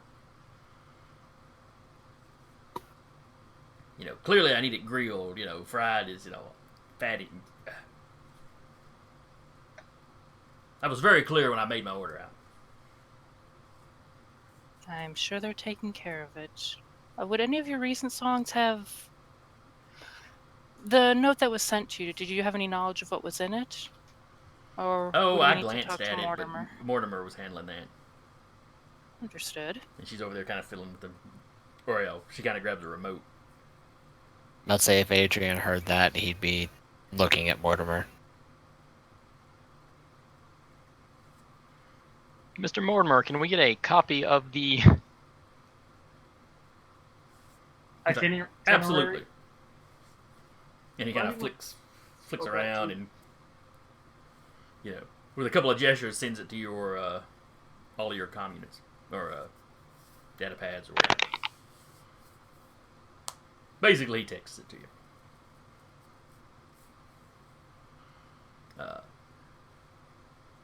Loud music begins blaring from the living room.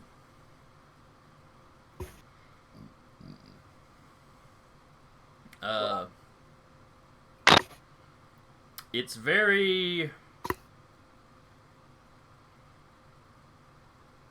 aimed at teenagers. Mm-hmm.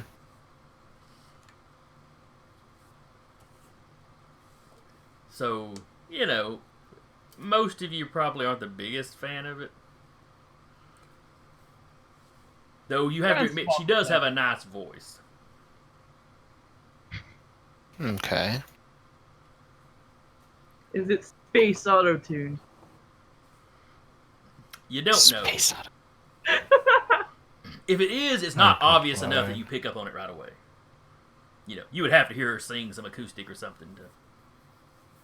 Uh-huh. Do any of the themes of the song match up with anything in the note that was passed around?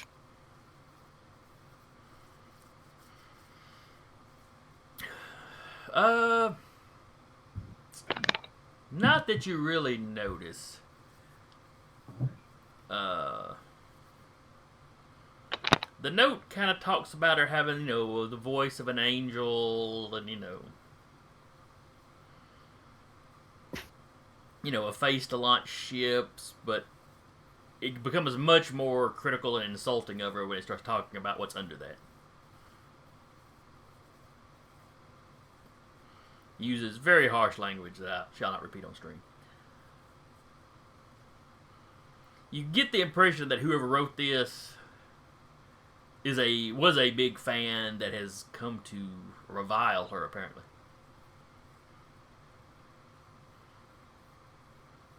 The man sounds, assuming it's a man, sounds very angry.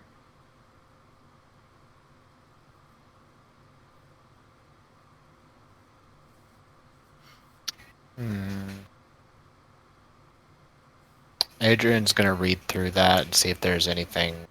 He's gonna start kind of like searching through like public domains and stuff, see if there's anything that might match up with it. Okay. Danner looks through the note. Does the note specify anything that would make the author male? Or are we just socially programmed where it's like, it's a dude? It usually is a dude in the case. It usually is. To some degree, It's a you're social socially thing. programmed. Your characters jumping to that conclusion could also be the fact that they have named a main suspect who was male. But Danner was nothing if not thorough. I plant shit in the ground on worlds it's not supposed to grow on. Does it specify anything that would make it seem like a dude wrote it? Not necessarily. While they're all doing this, Cat just kind of play herder for the musician. Just kind of keep her out of the way unless we need something for. So she's kind of asking you, so what do you think of the music? It's like nothing I've ever heard off-world. That's great. I keep telling Mortimer we need to send this out more. I'm sure I need to do there's it. I need to do an off-world tour. Is what I need to do. I'm sure if there's an audience for it here, there must be an audience for it elsewhere as well. Exactly.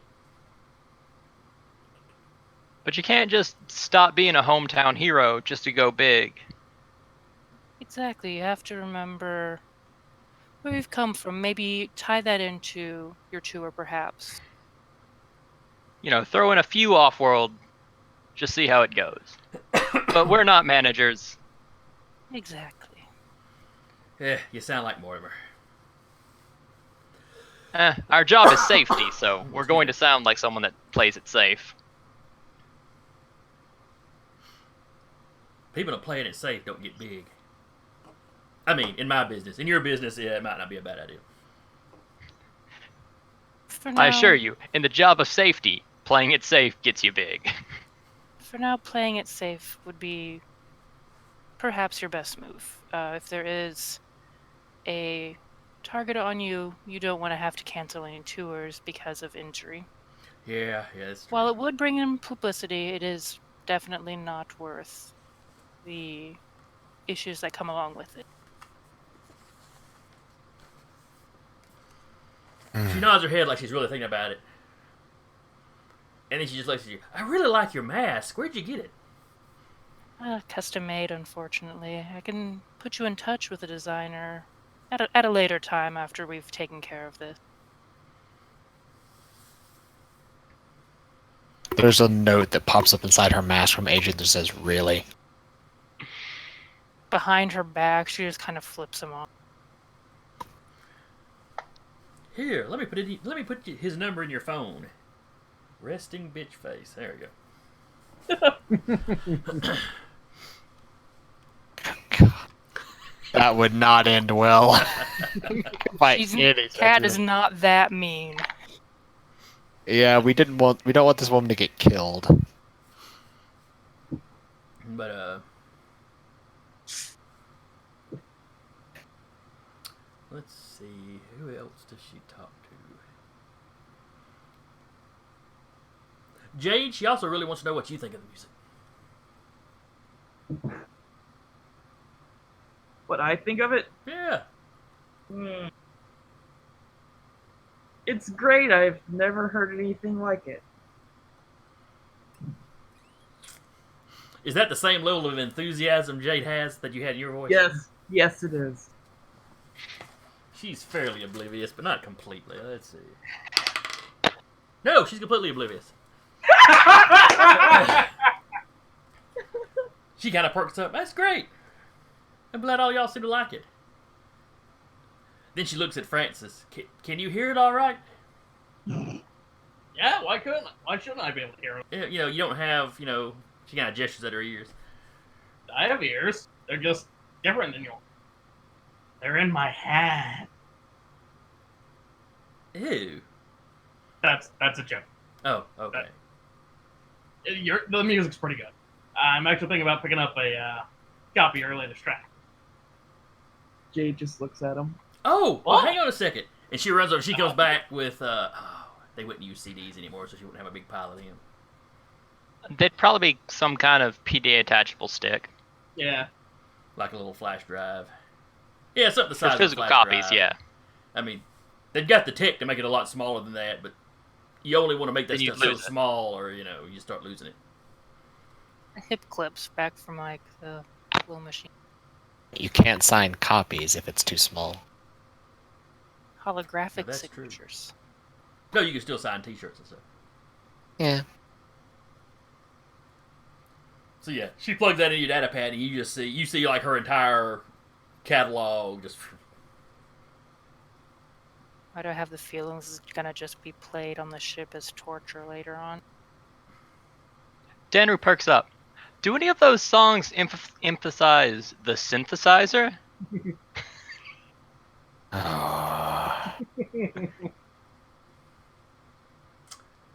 I practice in my free She time. rattles off 4 or 5 titles. I write them down. Go. I'll listen to those later. I say, meanwhile, Adrian's in the other room with about like 7 or 8 holographic displays in front of him now. He's just doing mad searches for anything that might be similar to the note that she got and see if he can't try to narrow down potential suspects see. to look out for. The note sent to her by her previous stalker come up pretty quickly. Yeah, he's specifically looking like was there any kind of like legal action taken against this particular person? Yes, he actually did a little bit of time for stalking. Okay, so he's gonna specifically start searching around through him Okay. and about him. The stalker's name was Cedric Mansell. Okay. It started off. He was a very active member of her fan club. He sent her a lot of letters.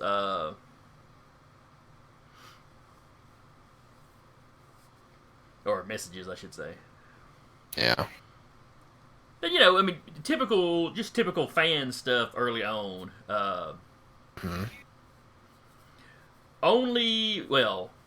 A bit creepy only when you start looking at the fact that, he was 35 at the time and she was 16 when she was getting started. Yeah. Okay. That made it Yeah. a little creepier. It's just a wee bit. Yeah, Yeah. she's like 22 or so now. Uh-huh. But Okay. Interesting. But none of the mentions were anything kind of graphic or anything like that. Mm-hmm. But as they get progressively creepier. Right. And a lot of how he talks about her is the same as in this letter. The positive aspects, He uses the phrase "voice of an angel." He talks about, how pretty and pure she looks. Would the contents of those letters have been like public domain or public knowledge, prior or after the legal action? They got out after the legal or during the legal action. Could be a copycat, possibly too. Yeah, that's the next thing he's going to start searching, is if this is a copycat thing. But I mean, actually, first, does Kat mention that to him, or does she even know? She's playing her musician and just kind of keep her right. This would probably be something he'd think about, though. Yeah, this would probably be something he'd think about, though. So, what he's going to do is he's going to take the original letters that were released or had gotten out from this guy's incarceration and trial and whatnot, the legal action stuff, and then he's going to start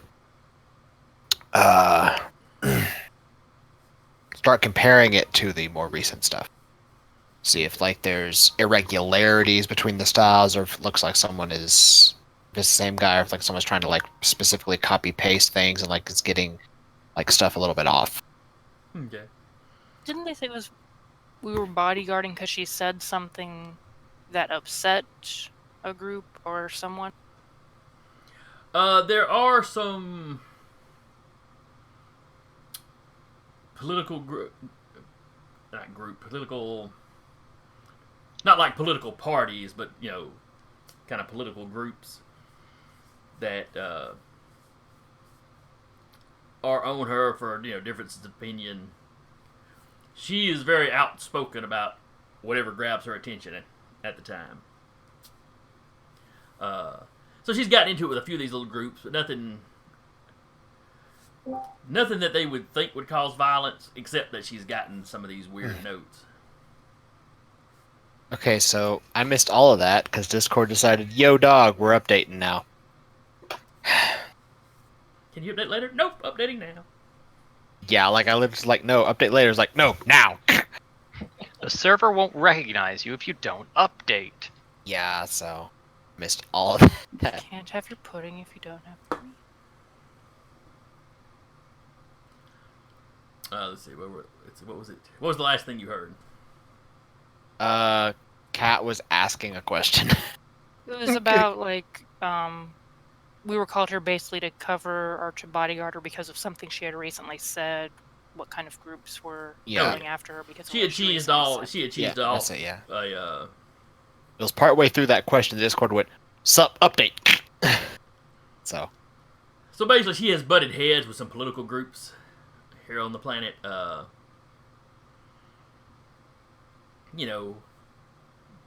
Some of it's just people that think her songs or some of her lyrics are too explicit. Truthfully, her lyrics seem fairly mild to you, but we're all corrupted city folk. Well, this is a big cosmopolitan place too, but yeah, there's apparently some kind of parental action committee thing. Okay. It's nothing that they would, they wouldn't expect these people to become violent. It's not really that kind of thing. But she started receiving these creepy letters, and while they are looking for this Cedric guy, it's also been some investigators have also theorized that it might be somebody in one of these groups just trying to freak her out.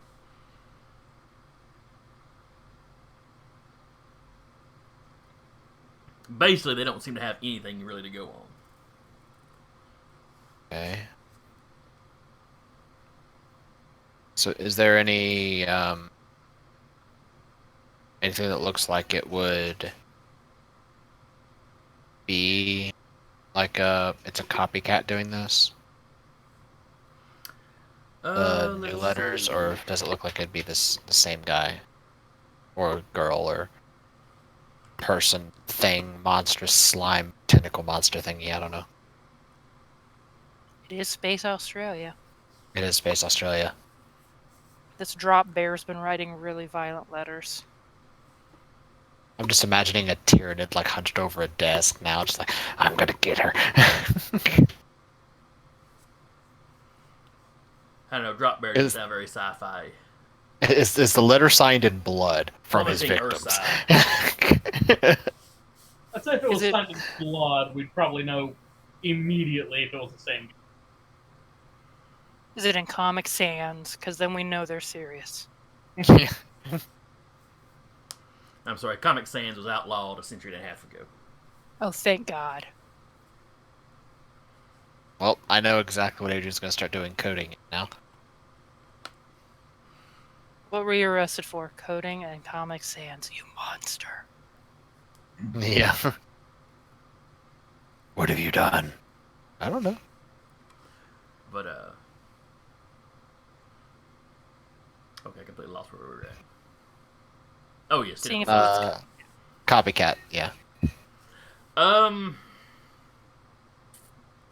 The beginning part, it is certainly possible. Mm-hmm. The last part, though, does not resemble the letters here. His letters never got angry. He started getting in trouble because he Okay. kept trying to, kept hanging around her hotel and trying to, physically kind of get in touch with her. Okay. Oh, we're being raided. It is 8 o'clock. Hi, guys. Thanks for coming by. We're Right on already time, at as the- usual. We're dealing with Yeah. pop star. They are. Very Yeah.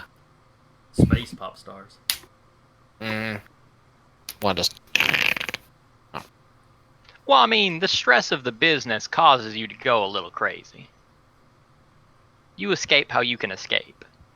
If that means chewing a guy out because he brought you the fried chicken instead of the grilled chicken, that's what you do. Well, you're under contract, and if you gain too much weight, you'll be put under pressure to vomit. So yes, Exactly. you go a little crazy. Yeah, while they're doing like the searching and everything, Cattle have like placed into order for the grilled thing and just kind of sat there with her and composed a couple meals for them to keep, kind of like as a standby. When you contact the She calls kitchen, for it. they tell you yes, they're already aware of the mistake, and we're already getting ready to send up the correct dinner.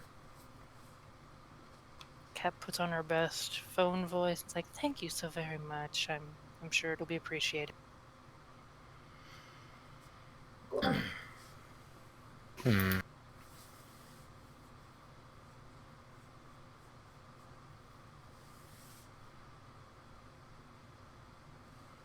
All right, let's see. So Francis, Jade, and Kat are all in the living area with her, listening to her music, and getting copies of her entire catalog. Danru, where are you at? Probably just chilling in the hotel. I mean, like, unless a fight starts, I'm not a big deal in this. I'm checking the windows, being like, all right, we're on this story. It's gonna be hard to get a sniper shot, except for from these buildings. I mean, It is really Yes, only but one are you also building checking- close by. Are you also checking the walls?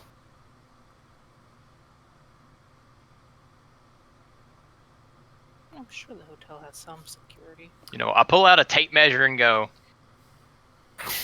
all right, I can use my pole arm in this area and that area. Everywhere else is spear. It's a fairly high ceiling in most of the area. Lots of open space. Furniture. When you're examining the windows, Mortimer walks up to you. The window, he tells you, according to the hotel, the windows are reinforced. Doesn't account for a damn thing. He goes, there is a shield generator on the roof, they can cover the top of the building with a shield. We've had them turn that on. You know, they only drop it if they have some vehicle landing on the roof. Are there any scheduled? No. The only time it Good. happens is personal vehicles of whoever's staying in the penthouse. So If we have get one any up there, but if there's any unexpected visits or exits, please keep us notified. of course. Oh yes, and he sends you the itinerary over the next few days of a couple of public appearances she's got, signings, autograph signings, and things. Are there already planned positions for us during those, or do we need to map out where someone can be? You'll need to map those out. Are they in open locations? Like open air locations? Who do I need to communicate with to map that out?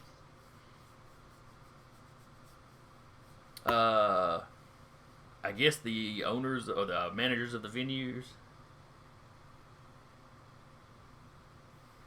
Well, man, as far as we are a security detail for her, we'd be allowed in the buildings with her. It's Oh yes. as far as how many of us and where we can be positioned at those meetups, signings, what have you.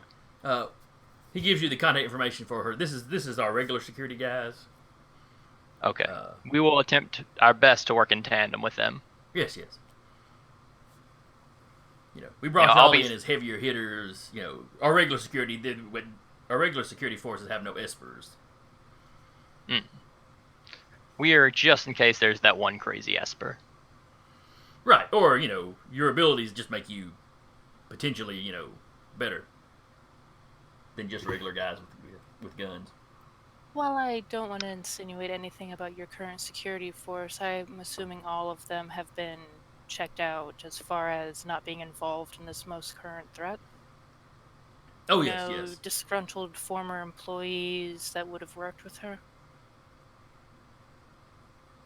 Oh, you mean disgruntled former employees in the security force? No.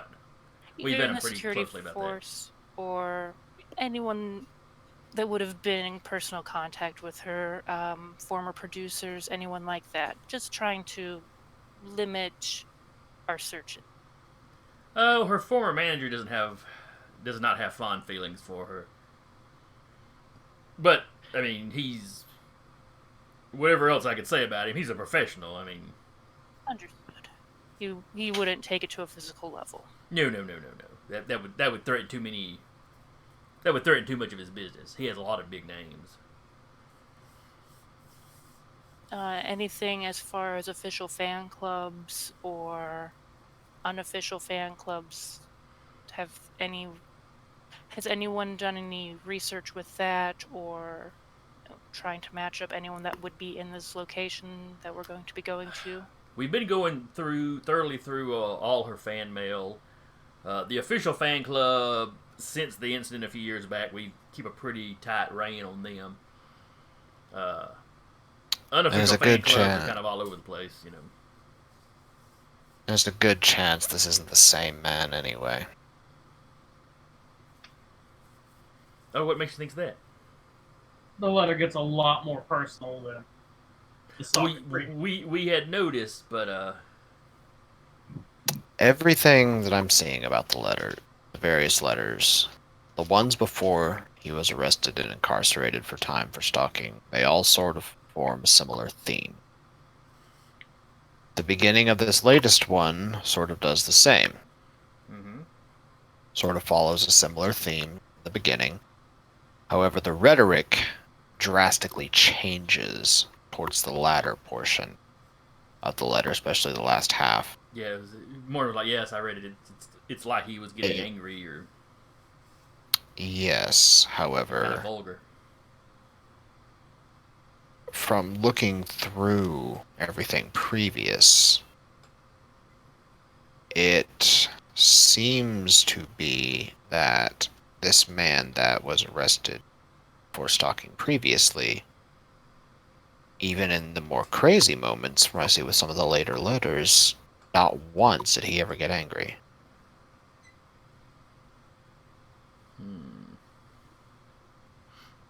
Well, that's true.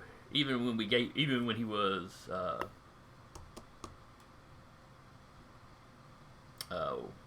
not a cease and desist, but a restraining order. Even when we put the restraining order on him, he was upset about it, but not angry. So, We actually have him on film crying when it was delivered. more commonly in cases like this, there's a good chance that it's someone who's trying to copy something, or another chance that it's somebody else who has much more violent feelings toward the one that you currently manage and is using the prior incident as a cover to try to lay blame on somebody else to allow him to work relatively unimpeded. Well, that's very possible. Would not explain why this Cedric fellow disappeared, though. How long ago did he disappear? About 3 weeks before we received the letter. Under mysterious circumstances? Yeah, how or mysterious of a just circumstance are we talking? Just completely vanished off the radar, then suddenly reappeared again? went off world? No. According to the police I've spoken to, he was showing up for work regularly. Called in sick a couple of days, and his employer hasn't heard anything from him since. His neighbors haven't seen him since about that same time. Well, that sounds familiar. Now, he did arrange for someone to take care of his pet, but other than that, Then it wouldn't have been an unexplained disappearance. If he arranged for someone to take care of his pet, which most people care deeply about their pets, he planned to disappear. that was the conclusion they had drawn. Either that, or whatever illness that he might have contracted so very suddenly he knew that he was dying. Mortimer just kind of looked at it. That seems like a jump. We don't have any. It's really any- not, considering some of the shit we've dealt with. Oh well. How about your experience then? But We have had a case before where someone suddenly died only to come back as somebody else. Cat just kind of looks over like, shut up. Ixnay, Ainbo Ray. He didn't say what it was, and he didn't go into any specifics other than that. And Mortimer doesn't look shocked. It's like he assumes you mean faked their death and came back. Well, I hope it's nothing And that's what he's implying. He's like, okay, well, Basically, he's letting Mortimer come to his own conclusion from that, and he's rolling with it. Mortimer's like, well, certainly, I certainly wouldn't have thought of that. Denru will also perk up. I feel better about having hired you since you're showing up and immediately looking at this from angles that us and the local police hadn't. It would also be incredibly strange for this stalker to arrange everything to disappear, only to do the exact same thing he did without disappearing before. And suddenly a great deal more violently, too. It's not a good sign. Well, Do the any man of her was current- unstable, so who knows what could set him off. Obsession, up to a point, is still stable, but something the difference between these letters is so drastically different that there's something else at work here beyond just mental stability. I don't think this is the same person. None of her recent songs make any reference to the Cedric guy in like any kind of way, like as far as like references to a stalker or anything like. Mortimer said, no. I couldn't convince her. Well, excuse me, her previous manager couldn't convince her not to do Creeper. Right afterwards.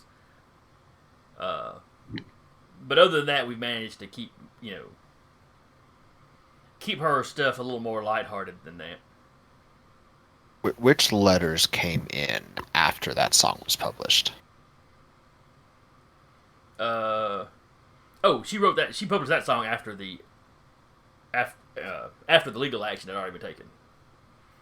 Okay. She began writing it after the restraining order, but it didn't get published till after he was already sentenced by the time it was published.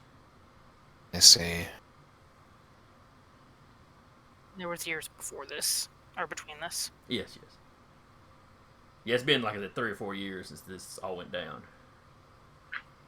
It's like, Creeper was a big hit, but partly because it was such a different tone than our usual stuff.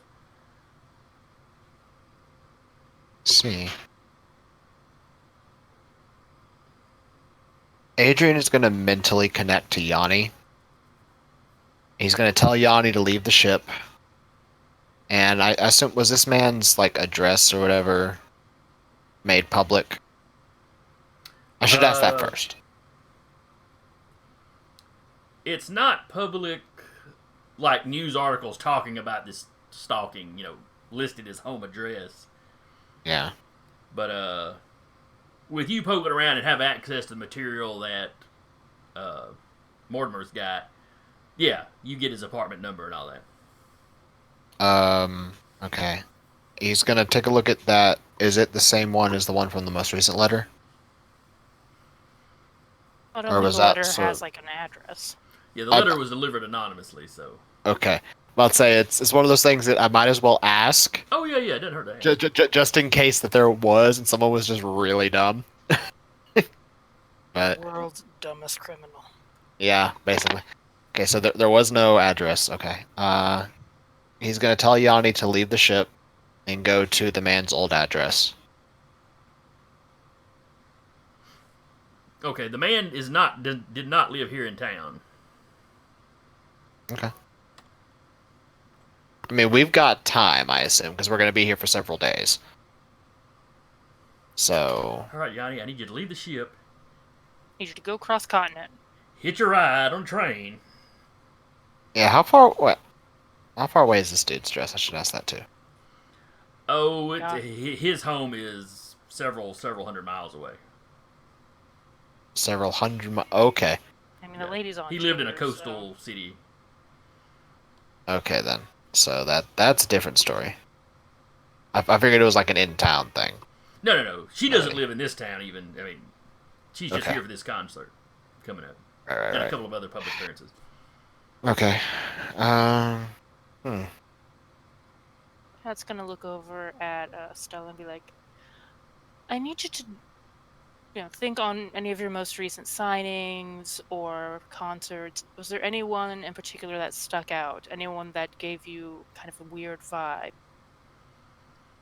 Oh, I don't know. She's like, there's always a couple of creepy older guys. But you're smart. You know the difference between creepy older guy and someone that might have ill intention. She's like, yeah, nobody that felt dangerous. Of course, my regular security guys have been, kind of extra careful about that sort of thing lately. And she'll go over to Mortimer again. Has the security reported anyone hanging around venues or trying to get into the venues? I mean, aside from, the traditional just rabid fans, someone maybe with more ill intent. He tells like you said, we've had the typical, younger guys trying to climb a fence or sneak in backstage, that sort of thing. But, nobody that was, armed or anything that would trigger real warning flags, if not for this threatening letter we'd already gotten. How was it delivered? Electronically? No, it's a physical. It was a You physical. never know. It was a Oh, physical, physical letter. Physical letter. Okay. Snail mail still exists. Wow. Well, Give me the that's date the and time that you thing. received it. It was simply left on her. It was left on a table in her hotel room. Not this one. We were in another city, Which hotel? but he rattles off the name of hotel. Assuming What the was the room hotel. number? He gives you that information. I don't. Sarah, get out of my head. I'm assuming the hotel had security footage, and you guys have reviewed it. To what end? We didn't see any. They didn't see anybody going into the room other than housekeeping. There was no dead space where the recording could have been turned off. The letter just materialized. Well, yeah, they didn't have cameras inside the hotel room, obviously. But they would have had cameras in the hallway. Yes, correct? in the hallway, and yeah, housekeeping went in there, and we went in and out. This Cedric gentleman, was he an Esper of any type? No, they checked for that when he was committed or sentenced, rather. Okay. Someone to get in and out of somewhere undetected, and there being no gap in time, it's a possibility that they could be an Esper. That was something the local police had suggested, which is one of the reasons why we hired you. Why we put a call out for Espers in your field. Hoping that if that turns out to be what it is, you can, counteract her. What time did you get back when you found that letter? Oh, it was late when we got back. She'd had it was after a concert. So, the concert wrapped up 10 or 11 probably. It may have been 1 o'clock when we got back to get back to the room.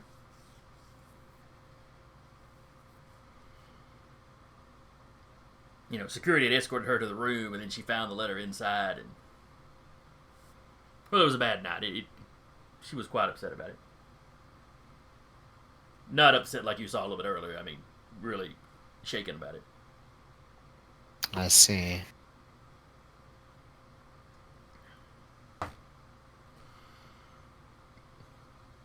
As you're talking, room service comes in again. It's a different worker this time. It's a lady that comes in with it this time. Where Francis and Jade have probably been taking the blunt of Stella's attention since Kat stepped off and was talking to Mortimer and Adrian and Andrew. But she's been chewing the fat with you about this song and that song, and really talking about herself a whole lot. Just As one does. every now and then asking a question about your home worlds and this, that, and the other, because she has not been she's done a concert out at the station, but other than that, she hasn't really been off world any. I think after all this time, Jade's probably started warming up to her a little bit more. Might grudgingly like the song, yes. But she's also trying to get her to order some drinks off of room service.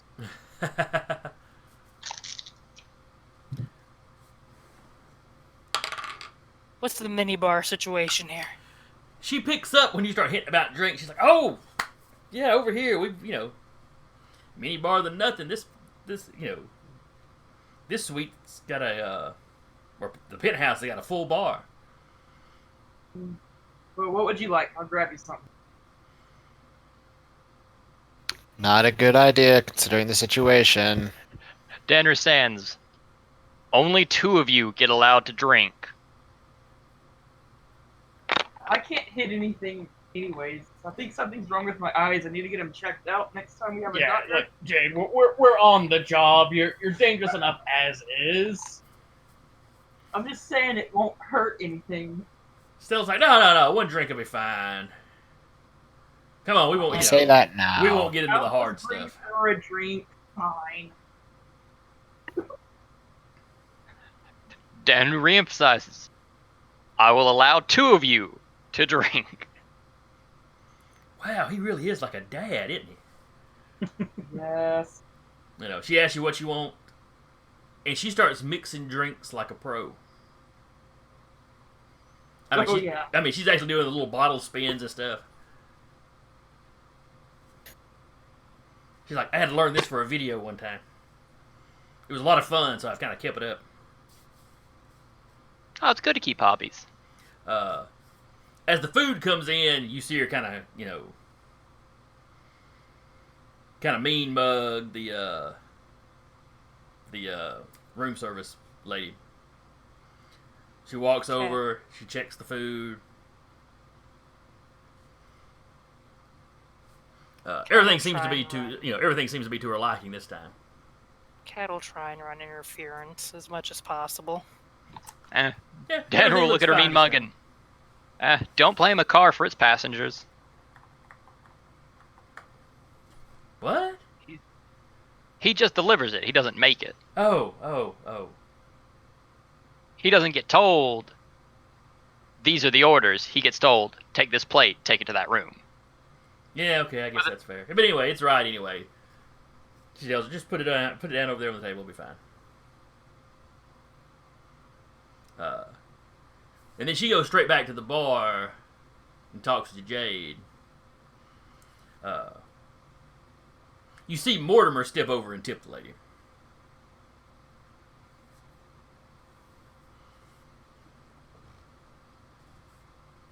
What's It's going on, you know, Cats? apparently when she's in one of her moods and fussing, yeah, he don't get involved at all. Cat's gonna look over the locations that are listed. And since they aren't having the best of luck finding, you know, who done it based on the information, she figures they may as well make sure that the locations they go to, they can secure as much as possible. Okay. She's Are got any two of them, public like- appearances coming up before the concert. The concert is, of course, you know, in a large stadium sort of setup. How do I keep losing my pencil? There we go. The public ones, are they like in a building kind of setup, or is it an One of them's in a open area? building. It's a kind of morning show, talk show sort of thing. But one that has a large studio audience. And the other one is kind of a public appearance out at the opening of a real high-end clothing store. That she does some...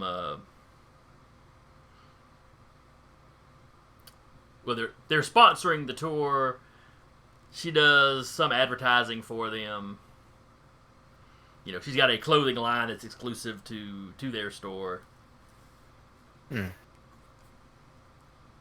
Cat will suggest that they minimize any waddling outside, like with the clothing store one. Go immediately inside, either through the back or another secure route, just to minimize the time spent outside where they cannot control the environment as much. She's like, well, I gotta do the whole ribbon cutting thing. Due to the circumstances, I believe that your host would be gracious enough to understand that they don't want to put you in danger, you don't want to put them in an uncomfortable spot should something happen. It's better to make sure that the event is able to go on than to have something happen where the event is not able to occur at all. She's like, I don't know. They're really picky. And you can be just as picky. This is about your safety. Or we could position it where the ribbon's up against the door. You put the scissors through the door, cut it, throw the door open, and it's No. you. She's like, that just seems kind of weird. It's theatrics. And I'll talk to Mortimer about it, but I don't know.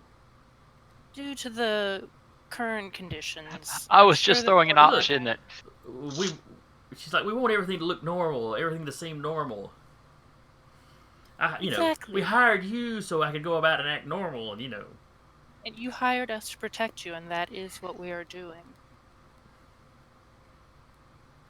But if I'm just going to hide, I can do that on my own.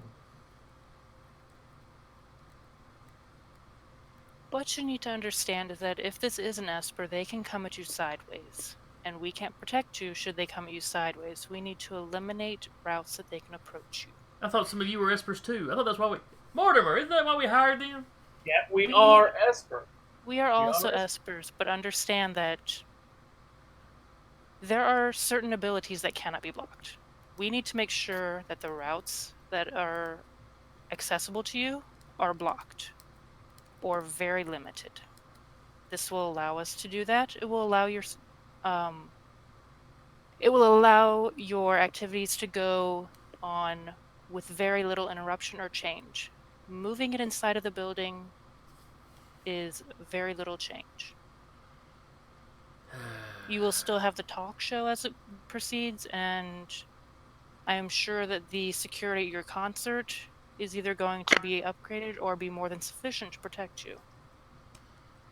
I'll have Mortimer talk to the guys. This one, We could Adrian even would possibly just- offer perhaps a VIP treatment. Have something auctioned off for charity for like certain people to come in earlier. Have a lunch or breakfast with you before the ribbon cutting. Dan will perk up. All right, this sounds like we're trying to manage her a bit. Let's not try too hard on that front. They know the business aspect of their business. Just trying to eliminate access. She's like, look, but I got to be in touch with my fans. You know, they're why I do this. Up to a point, I can understand that, but let me put it to you this way. If we're dealing with a rogue Esper, how much electronics do you like to keep on you at any given time? Oh, well, you know, my data pad, and, I've always got a tracker Yeah. of some kind on me, you know. Yeah. Hmm? Yeah, A tracker. tracker. Well, What you know, about 'cause if some nut tries to snatch me or something. Fair. Against Espers, that'll be double-edged, but we'll just have Yeah. to take that as it is. I'll have to take a look at that.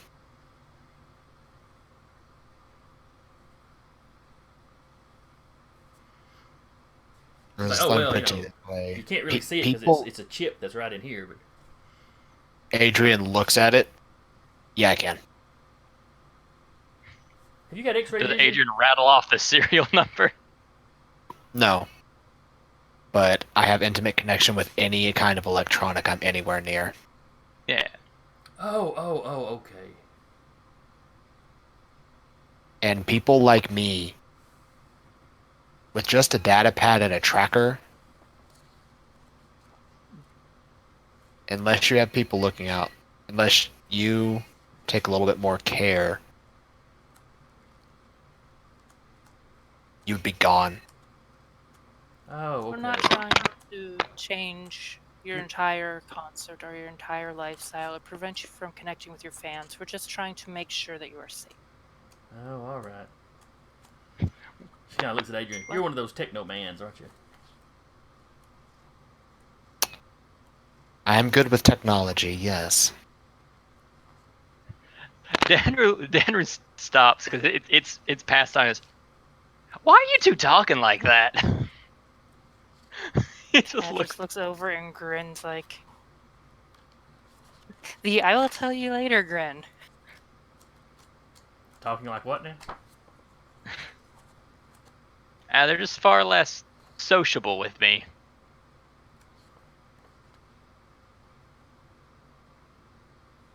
Oh, Cybermancer, that's what it is. Technomancer is from the Starfinder. Okay. Should have called you a Cyberman then. Oh, that may be copywritten though. Yeah, maybe. It's been enough years. I'm sure they've let the copyright slip. Or do you mean us? In real life, that's copywritten. Yes, in real life it's covered. Oh, okay. Yes, I'm sure by this point in history, Doctor Who will be public domain. Assuming Disney doesn't manage to kill public domain completely. I was about to say. Disney's probably still around in this universe. Yeah. They got a Dyson sphere around Soul.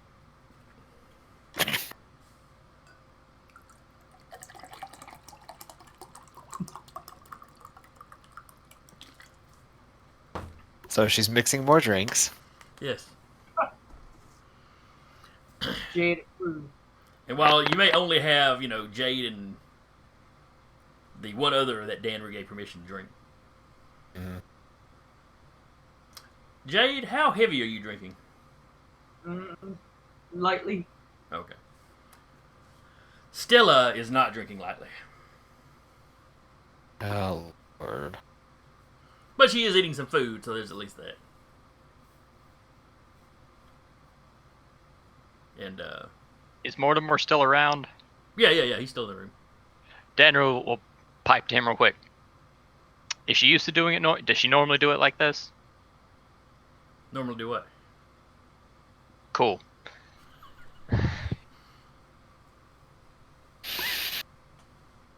He's like, oh, the drinking, yeah.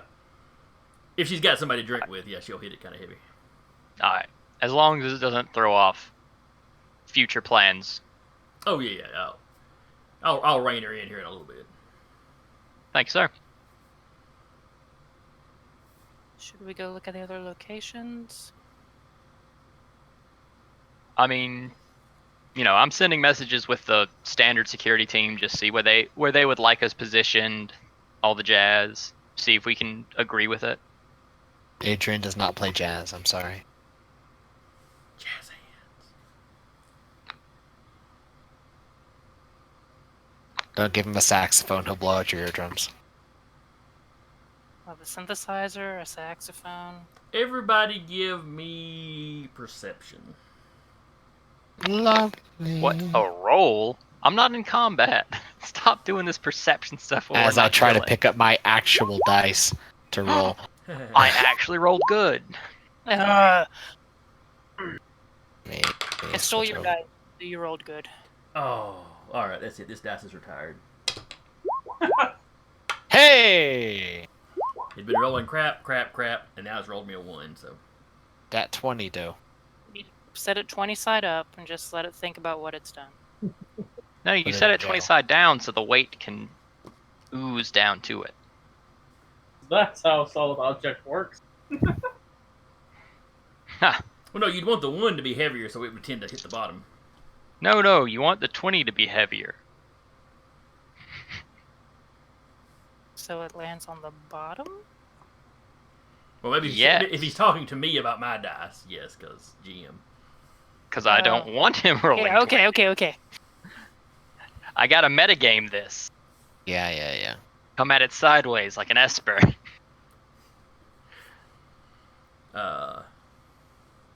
Alright, so what rolls do we have here? I got Cat 20. don't see shit. Cat don't. Maybe Stella's giving you a drink and you keep bumping it against your mask. Need a straw. This is a predicament. Emergency induction port. She does have one of those. Yes. Adrian built it into the mask. She does have one of those. Well, she's also a Promethean. Maybe, they're genetically mucked with. Maybe she's like Mort from Orc, can drink with her finger. You don't know. Nah, not that mucked with. Nah, not that mucked with. They aren't. Is anybody aren't on here old films. enough to remember Mork and Mindy? Remember what? Mork and Mindy. TV show. Yeah. Robin Williams. Okay. Well, I mean, I know y'all could have seen reruns. I mean, like when it was actually on. Oh, no, I don't think I was alive. No, you're from the 90s. I know better than to even ask about you.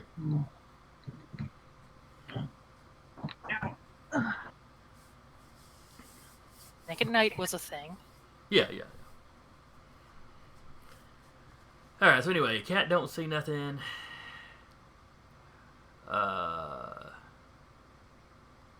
that 12's not the, It's from the 18 down. Yeah, I guess Cat's really the only one that does not notice this. Cat's too busy having flashbacks.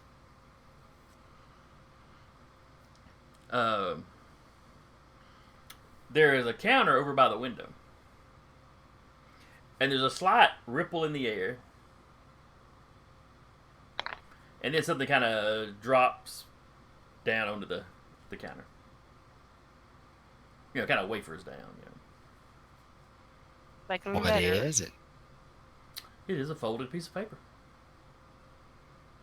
Yeah, one of them kind of triple folded like you do a letter. Mm. Francis picks it up. Hot dog or hamburger fold? Asking the important questions.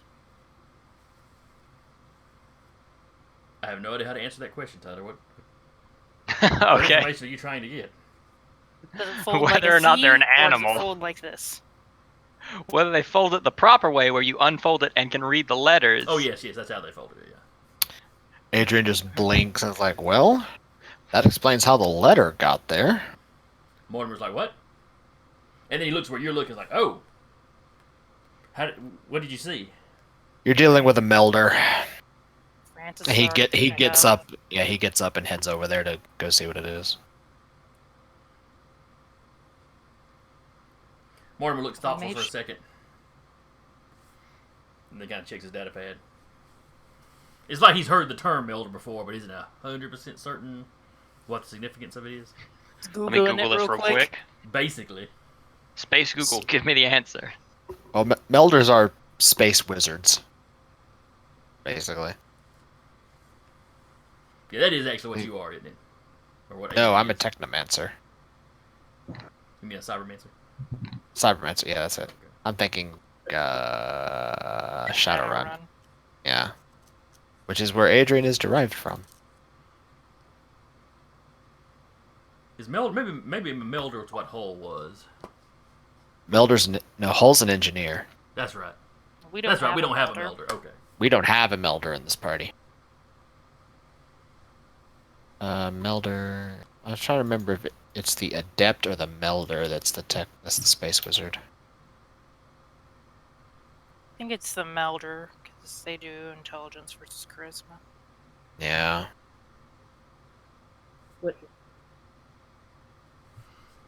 Yeah, melder, space wizard, adept is space sorcerer. Magical space wizards. Yeah, basically. Cybermancer, space warlock, engineer, space cleric, hunter, space ranger, sentinel, space paladin, specialist. Ranger. Not that a lot Specialist, of the space descriptions work rogue. perfectly, but it's relatively Yeah. close. They operate the same. To a Still degree. similar niches, but Yeah. all right. So this letter is dropped down. Francis picks it up, unfolds it, starts reading it out loud. Cat's gonna try and distract Stella from freaking out about it. Just kind of like start talking to her really in depth about her most recent record. Stella has not noticed that anything's going on. And she's just gonna sit there and talk to Stella She's- about it when she sees Francis. Adrian and just then said, step "Oh, that way. it's a Melder," and then Mortimer's like, "What? What did you see?" But yeah, they weren't shouting it, and they're across the room. So yeah, she hasn't noticed. She's just been sitting there chewing the fat with y'all and drinking. She still Somebody eats, snuck eats another very letter. slowly. I mean, cuts things into very small bites. It helps digestion. Yeah, You gain less weight that way. and it doesn't look gross if somebody films you while you're eating. It looks cute because you're taking tiny bites. Yeah, she complains about that. You know, people filming her while she eats. It's just creepy.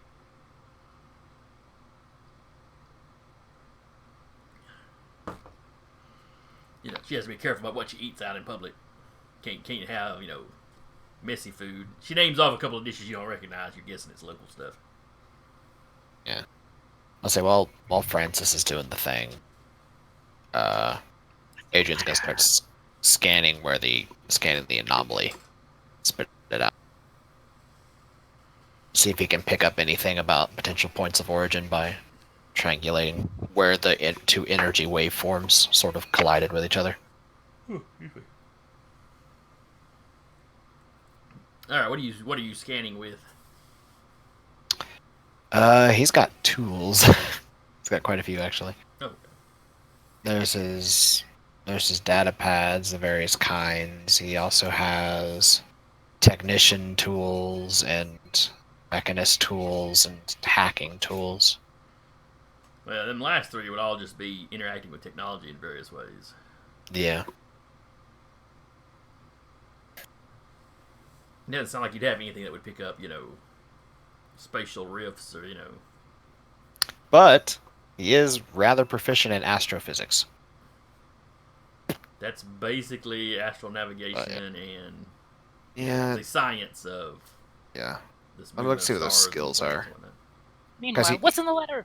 Yeah, what's in the letter? Uh, It's like, no, Adrian is trained in all the intelligence skills, so. this one also starts off comparing her to an angel.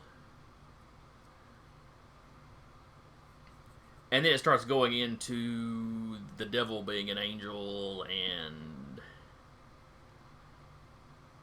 it's got this weird fixation with comparing her to a succubi. Or a succubi, plural. Succubus. Danner, sit there for a minute. Is a succubus a human thing? Yep. Okay. Mortimer's over there. Oh, okay. He shows Danner his data pad. That's what one is. Oh. Yeah, I didn't know Must what be it was. cold. I didn't know what it was either.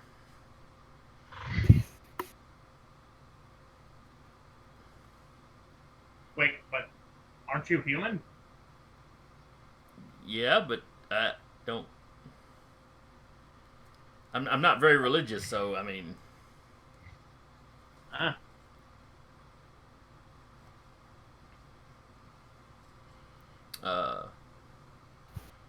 Let's see. None of you are exactly locals.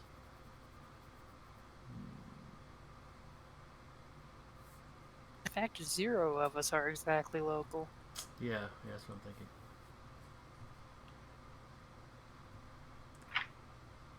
And truthfully, I'm not 100% sure how many of the humans and near humans in the party would necessarily, off the top of their head, know what a succubus was. The Prometheans. Yeah. I'm not sure about Jade, but one thing I did see about the Prometheans is they stay on stations orbiting Earth, so it's not like they've been separated from Sol. Okay, so yeah, Pop Until Culture now. probably have kept y'all fairly well. You have kept that term in circulation. The only reason I popped off with is because I remember seeing somewhere that the Prometheans stay on stations that are in the Sol system. Well, that's kind of their home world, so to speak. Yeah, but I didn't think I saw anything about them really, like making colonies elsewhere. But because they consider dirt siders to be that, basically. Well, you'd have some. You're always gonna have some small number of the population that do different than the mainstream, or ones running businesses. The folks you stole from. That might very well have been on a planet because there may have been a reason for the business to be there. Yeah. Or it But could he have been still on a hasn't large released station that too. information yet. Yeah, he still hasn't released that information, but he also has the only copy of it too. And they may want it back. They may send somebody for you at some point. Yeah. That'll be an interesting day. Which means having that information is a good bargain chip. Uh-huh. Why he's got it. But anyway, yeah, so it's a lot of comparing her to a demon and talking about her needing to be exorcised. Were any of the groups that we looked into exceptionally religious? As far as human The religious? Parental Action Committee, there's a lot of religious overtones to their stuff, but very, very kind of generally religious. Like zealot kind of things. Not zealot, and not necessarily a specific one religion. It seems to be a collection of them.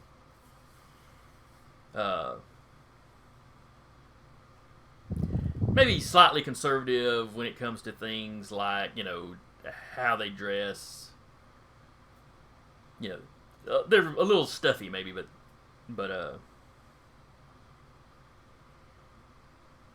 they just thought she was a little too wild, kind of thing.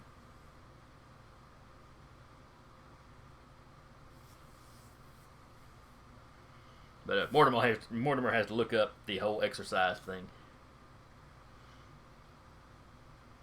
For sure, Mortimer's qualified for this. He doesn't know a lot of words. Yeah, he seems to know business, but yeah, succubi and exorcisms, yeah, that's kind of a new thing for him. Melder.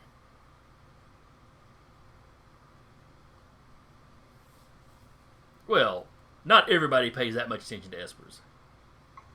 You know what an Esper is. All these little subdivisions of Esper. That's kind of the thing you learn after you become an Esper. Get the little pamphlet, like, okay, here's your guide to being an Esper. That's like you have a general ideal of what a Christian is. And then somebody starts asking you about, Baptist, Methodist, Church of Christ, Church of the God of Prophecy, Mormon, you can get lost pretty quick if it's not something that you're really, really into.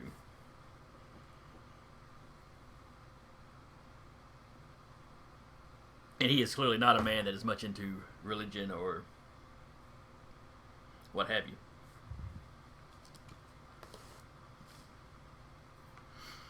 Which is probably not unusual for an agent.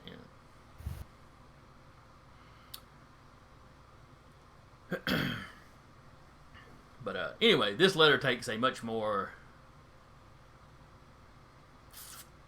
Where the other one got very critical of her, spoke very harshly about her, it's not like it was making direct threats. This one starts talking about exorcism like it's something that needs to be done. It needs to be done soon.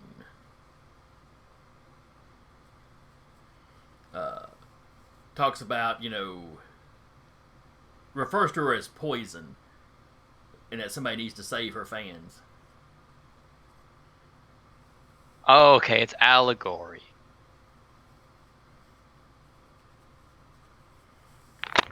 For about 2 seconds there, I was scared he had an Esper power where he detected someone else was using an Esper power on her. Okay, this is just allegory.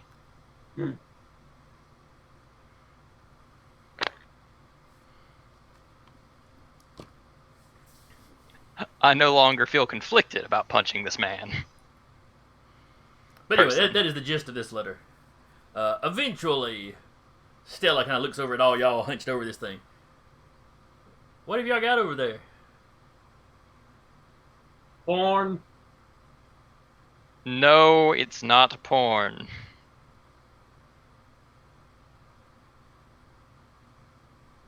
As we were saying, and I take the paper and hand it to her, Espers can come at you sideways. It's another letter they were able to sneak in. When? About 15 seconds ago, he ported it through the wall over there, popped it in.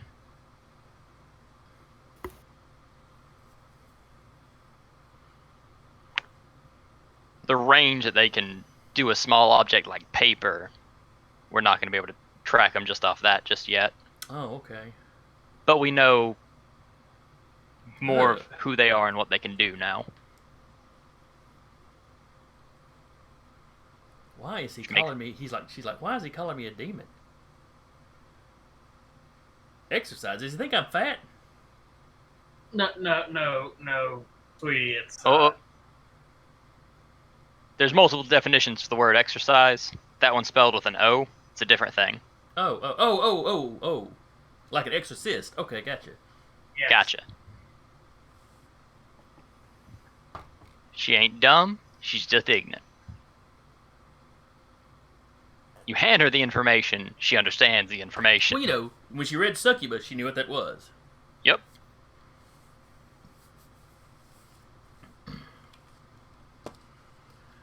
You can't write 50 number 2 hits and be dumb. Well, it depends on how much of her she wrote, but she has definitely written some of them. So, Okay. So the morning talk show is is what they've got going the next day. Let's see. It's about 9 minutes till 9. Mm-hmm. That is probably something I'll have to pick up next. Yeah. What we will do is what kind of watch rotation or how are y'all covering?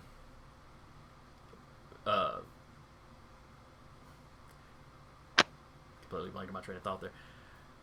What kind of watch are you setting up? How are y'all covering her for tonight? Adrian is going to recall Yanni to himself.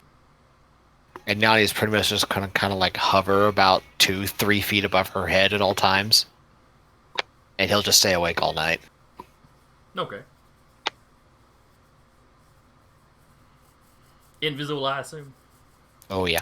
Okay. I mean, invisible is like his standard form until he's forced visible again. Now she's got a large bedroom that's kind of off from the central living area. The penthouse is kind of a suite, so there's multiple rooms. Mortimer's got one. There's usually some of the regular security guys in one, though he's more than willing to give that one to you. To any of y'all that need it. He would like for at least somebody to stay in the main living area. Somebody awake at all times. We'll probably rotate through that, and then maybe somebody. Does the hotel itself have a security office? It does. Like the other hotel that are dropped up in, they've got cameras in all the cameras in the elevators. They got cameras in the hallways. None in the actual rooms, of course. Or the.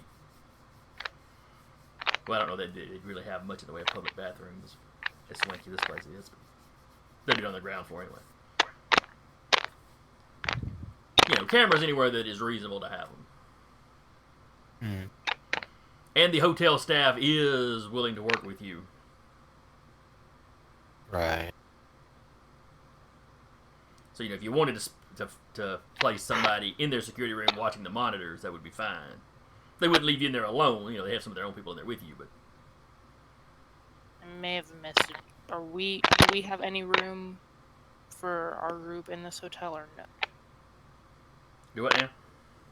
Do we as a group have a room in this hotel? Like no, adjacent to her but room? there are multiple bedrooms in this in the penthouse suite. And like I said, she's in the big one. Mortimer's in one. There's one that they usually gave to some of the security guys. Some of their regular security guys. That Mortimer is willing to give that to y'all. They have another smaller room elsewhere in the facility for the regular security guys. Yeah. May as well just rotate through at least one person up and maybe one person patrolling around. I don't know. One person awake and one person patrolling sounds like a pretty solid plan. Okay. Yanni's always awake. Yanni's gonna be right over her. Yeah. Well, that's in the room with her, so you got a set of eyes in the room with her. For when the deadly poisonous centipedes fall from the ceiling. Yeah. They come through the window. Yanni is R2D2ing in the room.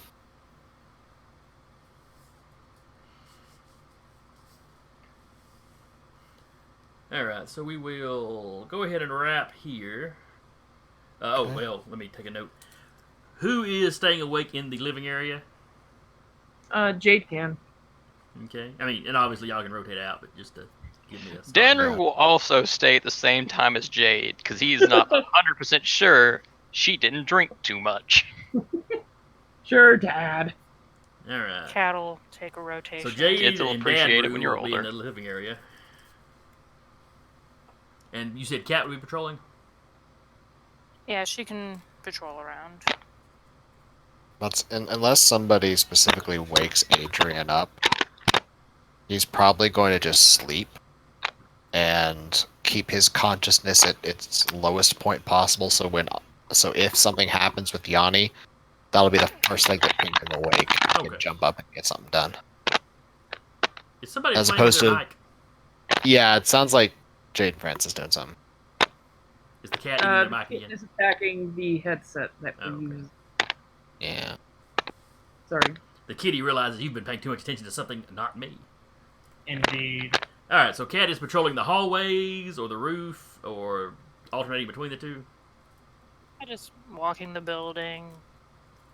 You know, probably just doing a couple laps. If they're going to be here for a couple days, getting familiar with the layout and anywhere that people could potentially. All right, so Adrian and Hull Friends with the staff. and Jade and Francis will be sleeping. And y'all will swap out at some point. If anything goes down, I know who's where when it goes down now. I just had a terrible thought. Oh, what's that? But like if somebody like someone pops in, like we have to kill him or whatever, like what theoretically would happen if Yanni had made it to the kitchen, gotten like a steak knife? It's a flying steak knife. Well, the thing is, if he's holding it, it's invisible. So, and he can go intangible and take things intangible with him. What would happen if he flew into somebody's body, like through their heart, let go of the knife inside their heart, and then flew out and made the knife go tangible inside their heart? That is some kitty pride shit. Maybe it gets displaced out of their body. Maybe, I don't know. I'm sitting there, I'm just thinking about this, like, because if it gets displaced out, would it like go tearing out, or would it like materialize in there and just like off them? Check That's- about kitty pride shit. Alright. This random thought I had is like, what shenanigans can I get Okay. Can I get up to with Yanni? I have made a note to look through the rules and see if I can find what happens when that goes on. Like More than I know likely, the Yanni. worst case scenario would probably be Yeah. like a reflex save or something to Yeah. avoid it. I know if it's something like Yanni gets displaced. Well, if he and gets takes displaced, what he's damage. carrying would probably get displaced. Okay. I just didn't know if like the same rule would apply to something else that he lets go of. More than likely, because they're not gonna let a familiar be too OP. Well, I mean, he is a power sprite, and those are naturally more powerful than. Well, yeah. More naturally powerful than anything in the universe. Well, no, but the Actually, the the heart three powerful. like the three things you get for the it's like the Pact of the Chain familiars, like the three like much more powerful Pact of the Chain familiars you get as a warlock. Mm-hmm. I'll It- pretend to know what you're talking about. Just smile and nod. It's a D&D thing. Yeah. Oh, Like I know fully. like The D&D thing. basic familiars. You have like your basic stuff, like owls, yada yada yada, and they do their Dire thing. bears. Yeah, No. got it. What? Dire But, bear was not familiar when I was a... Oh, wait. No, it was just a bear. It was a dire Not even a weasel bear. after the bear died. Oh, it's a sorry, my bad, yeah. It's I'm a dire thinking weasel. animal companion, but familiars are limited. He is thinking animal companion because he was playing a ranger for that. Yeah. Yes, But like familiars are limited to like owls, rats, spiders, cats, things like that. If you're a warlock and take Pact of the Chain, you get Find Familiar, but you get stuff like pseudo dragons and things like that that have special abilities Slightly weird. that they impart. Like pseudo dragon, as long as you're within 30 feet of it, it and you have spell resistance to all spells. It's all spell damage, kind of a thing. That's quite nice. So, like But- the three things you get for the Have we signed extended. off yet? Yeah, it's No, not we sorry. have not. We have not signed up. Sorry. I was just Not on about our to team. say it was 9 o'clock, so we will go ahead and sign off here. So I'm Wrap like, it up. I'll talk to you, dog, but damn, do I want to go get some Taco Bell? Been in my house for 6 hours waiting for a toilet to get fixed. I want to go get some food. You'll go get some So Taco no- Bell and test that. So in toilet other out. words, I need Yeah. to keep talking so you don't destroy your 6 hours of work. digestive Yeah, he's tract. gonna Yeah. make sure that toilet works. Anyway, before this gets any grosser, we're going to wrap up here. I hope everybody enjoyed it. Hope everybody watching enjoyed. Be back here tomorrow night. Last week we finally got the Icons game up and going. We did character creation. So this I'm week not I in will it. start putting their superheroes through their paces. And then Thursday, I believe Maddie will have Curse of Strahd. The Monday game is still on hiatus. Eric was telling me before Week after next before we started is when streaming it that they've officially done their starts. session 0 and they're ready to go. And it's, you said a week after next. Week after next, yeah. Okay. We're taking a week to finalize everything, and then on the 29th is our official start of campaign 2. All right. So this Monday should be the last skip Monday, and then they'll get started. Do we have a title for the campaign, or is that something they're not going to say until it starts up? Still trying to find a good one. Okay. We have one in the works, but we're Still tinkering on it. trying to. Yeah, we're still tinkering. Okay. Well, anyway, once again, I have been Jason from the Nerd Eternal Network. I've been your GM for the evening. With me has been Sarah playing Kat, Eric playing Adrian, Taylor playing Danru, Zach playing Francis, and Anna playing Jade. Be back here in a week. We'll do it all again. Yeah. Yep. See See you. y'all then. Bye.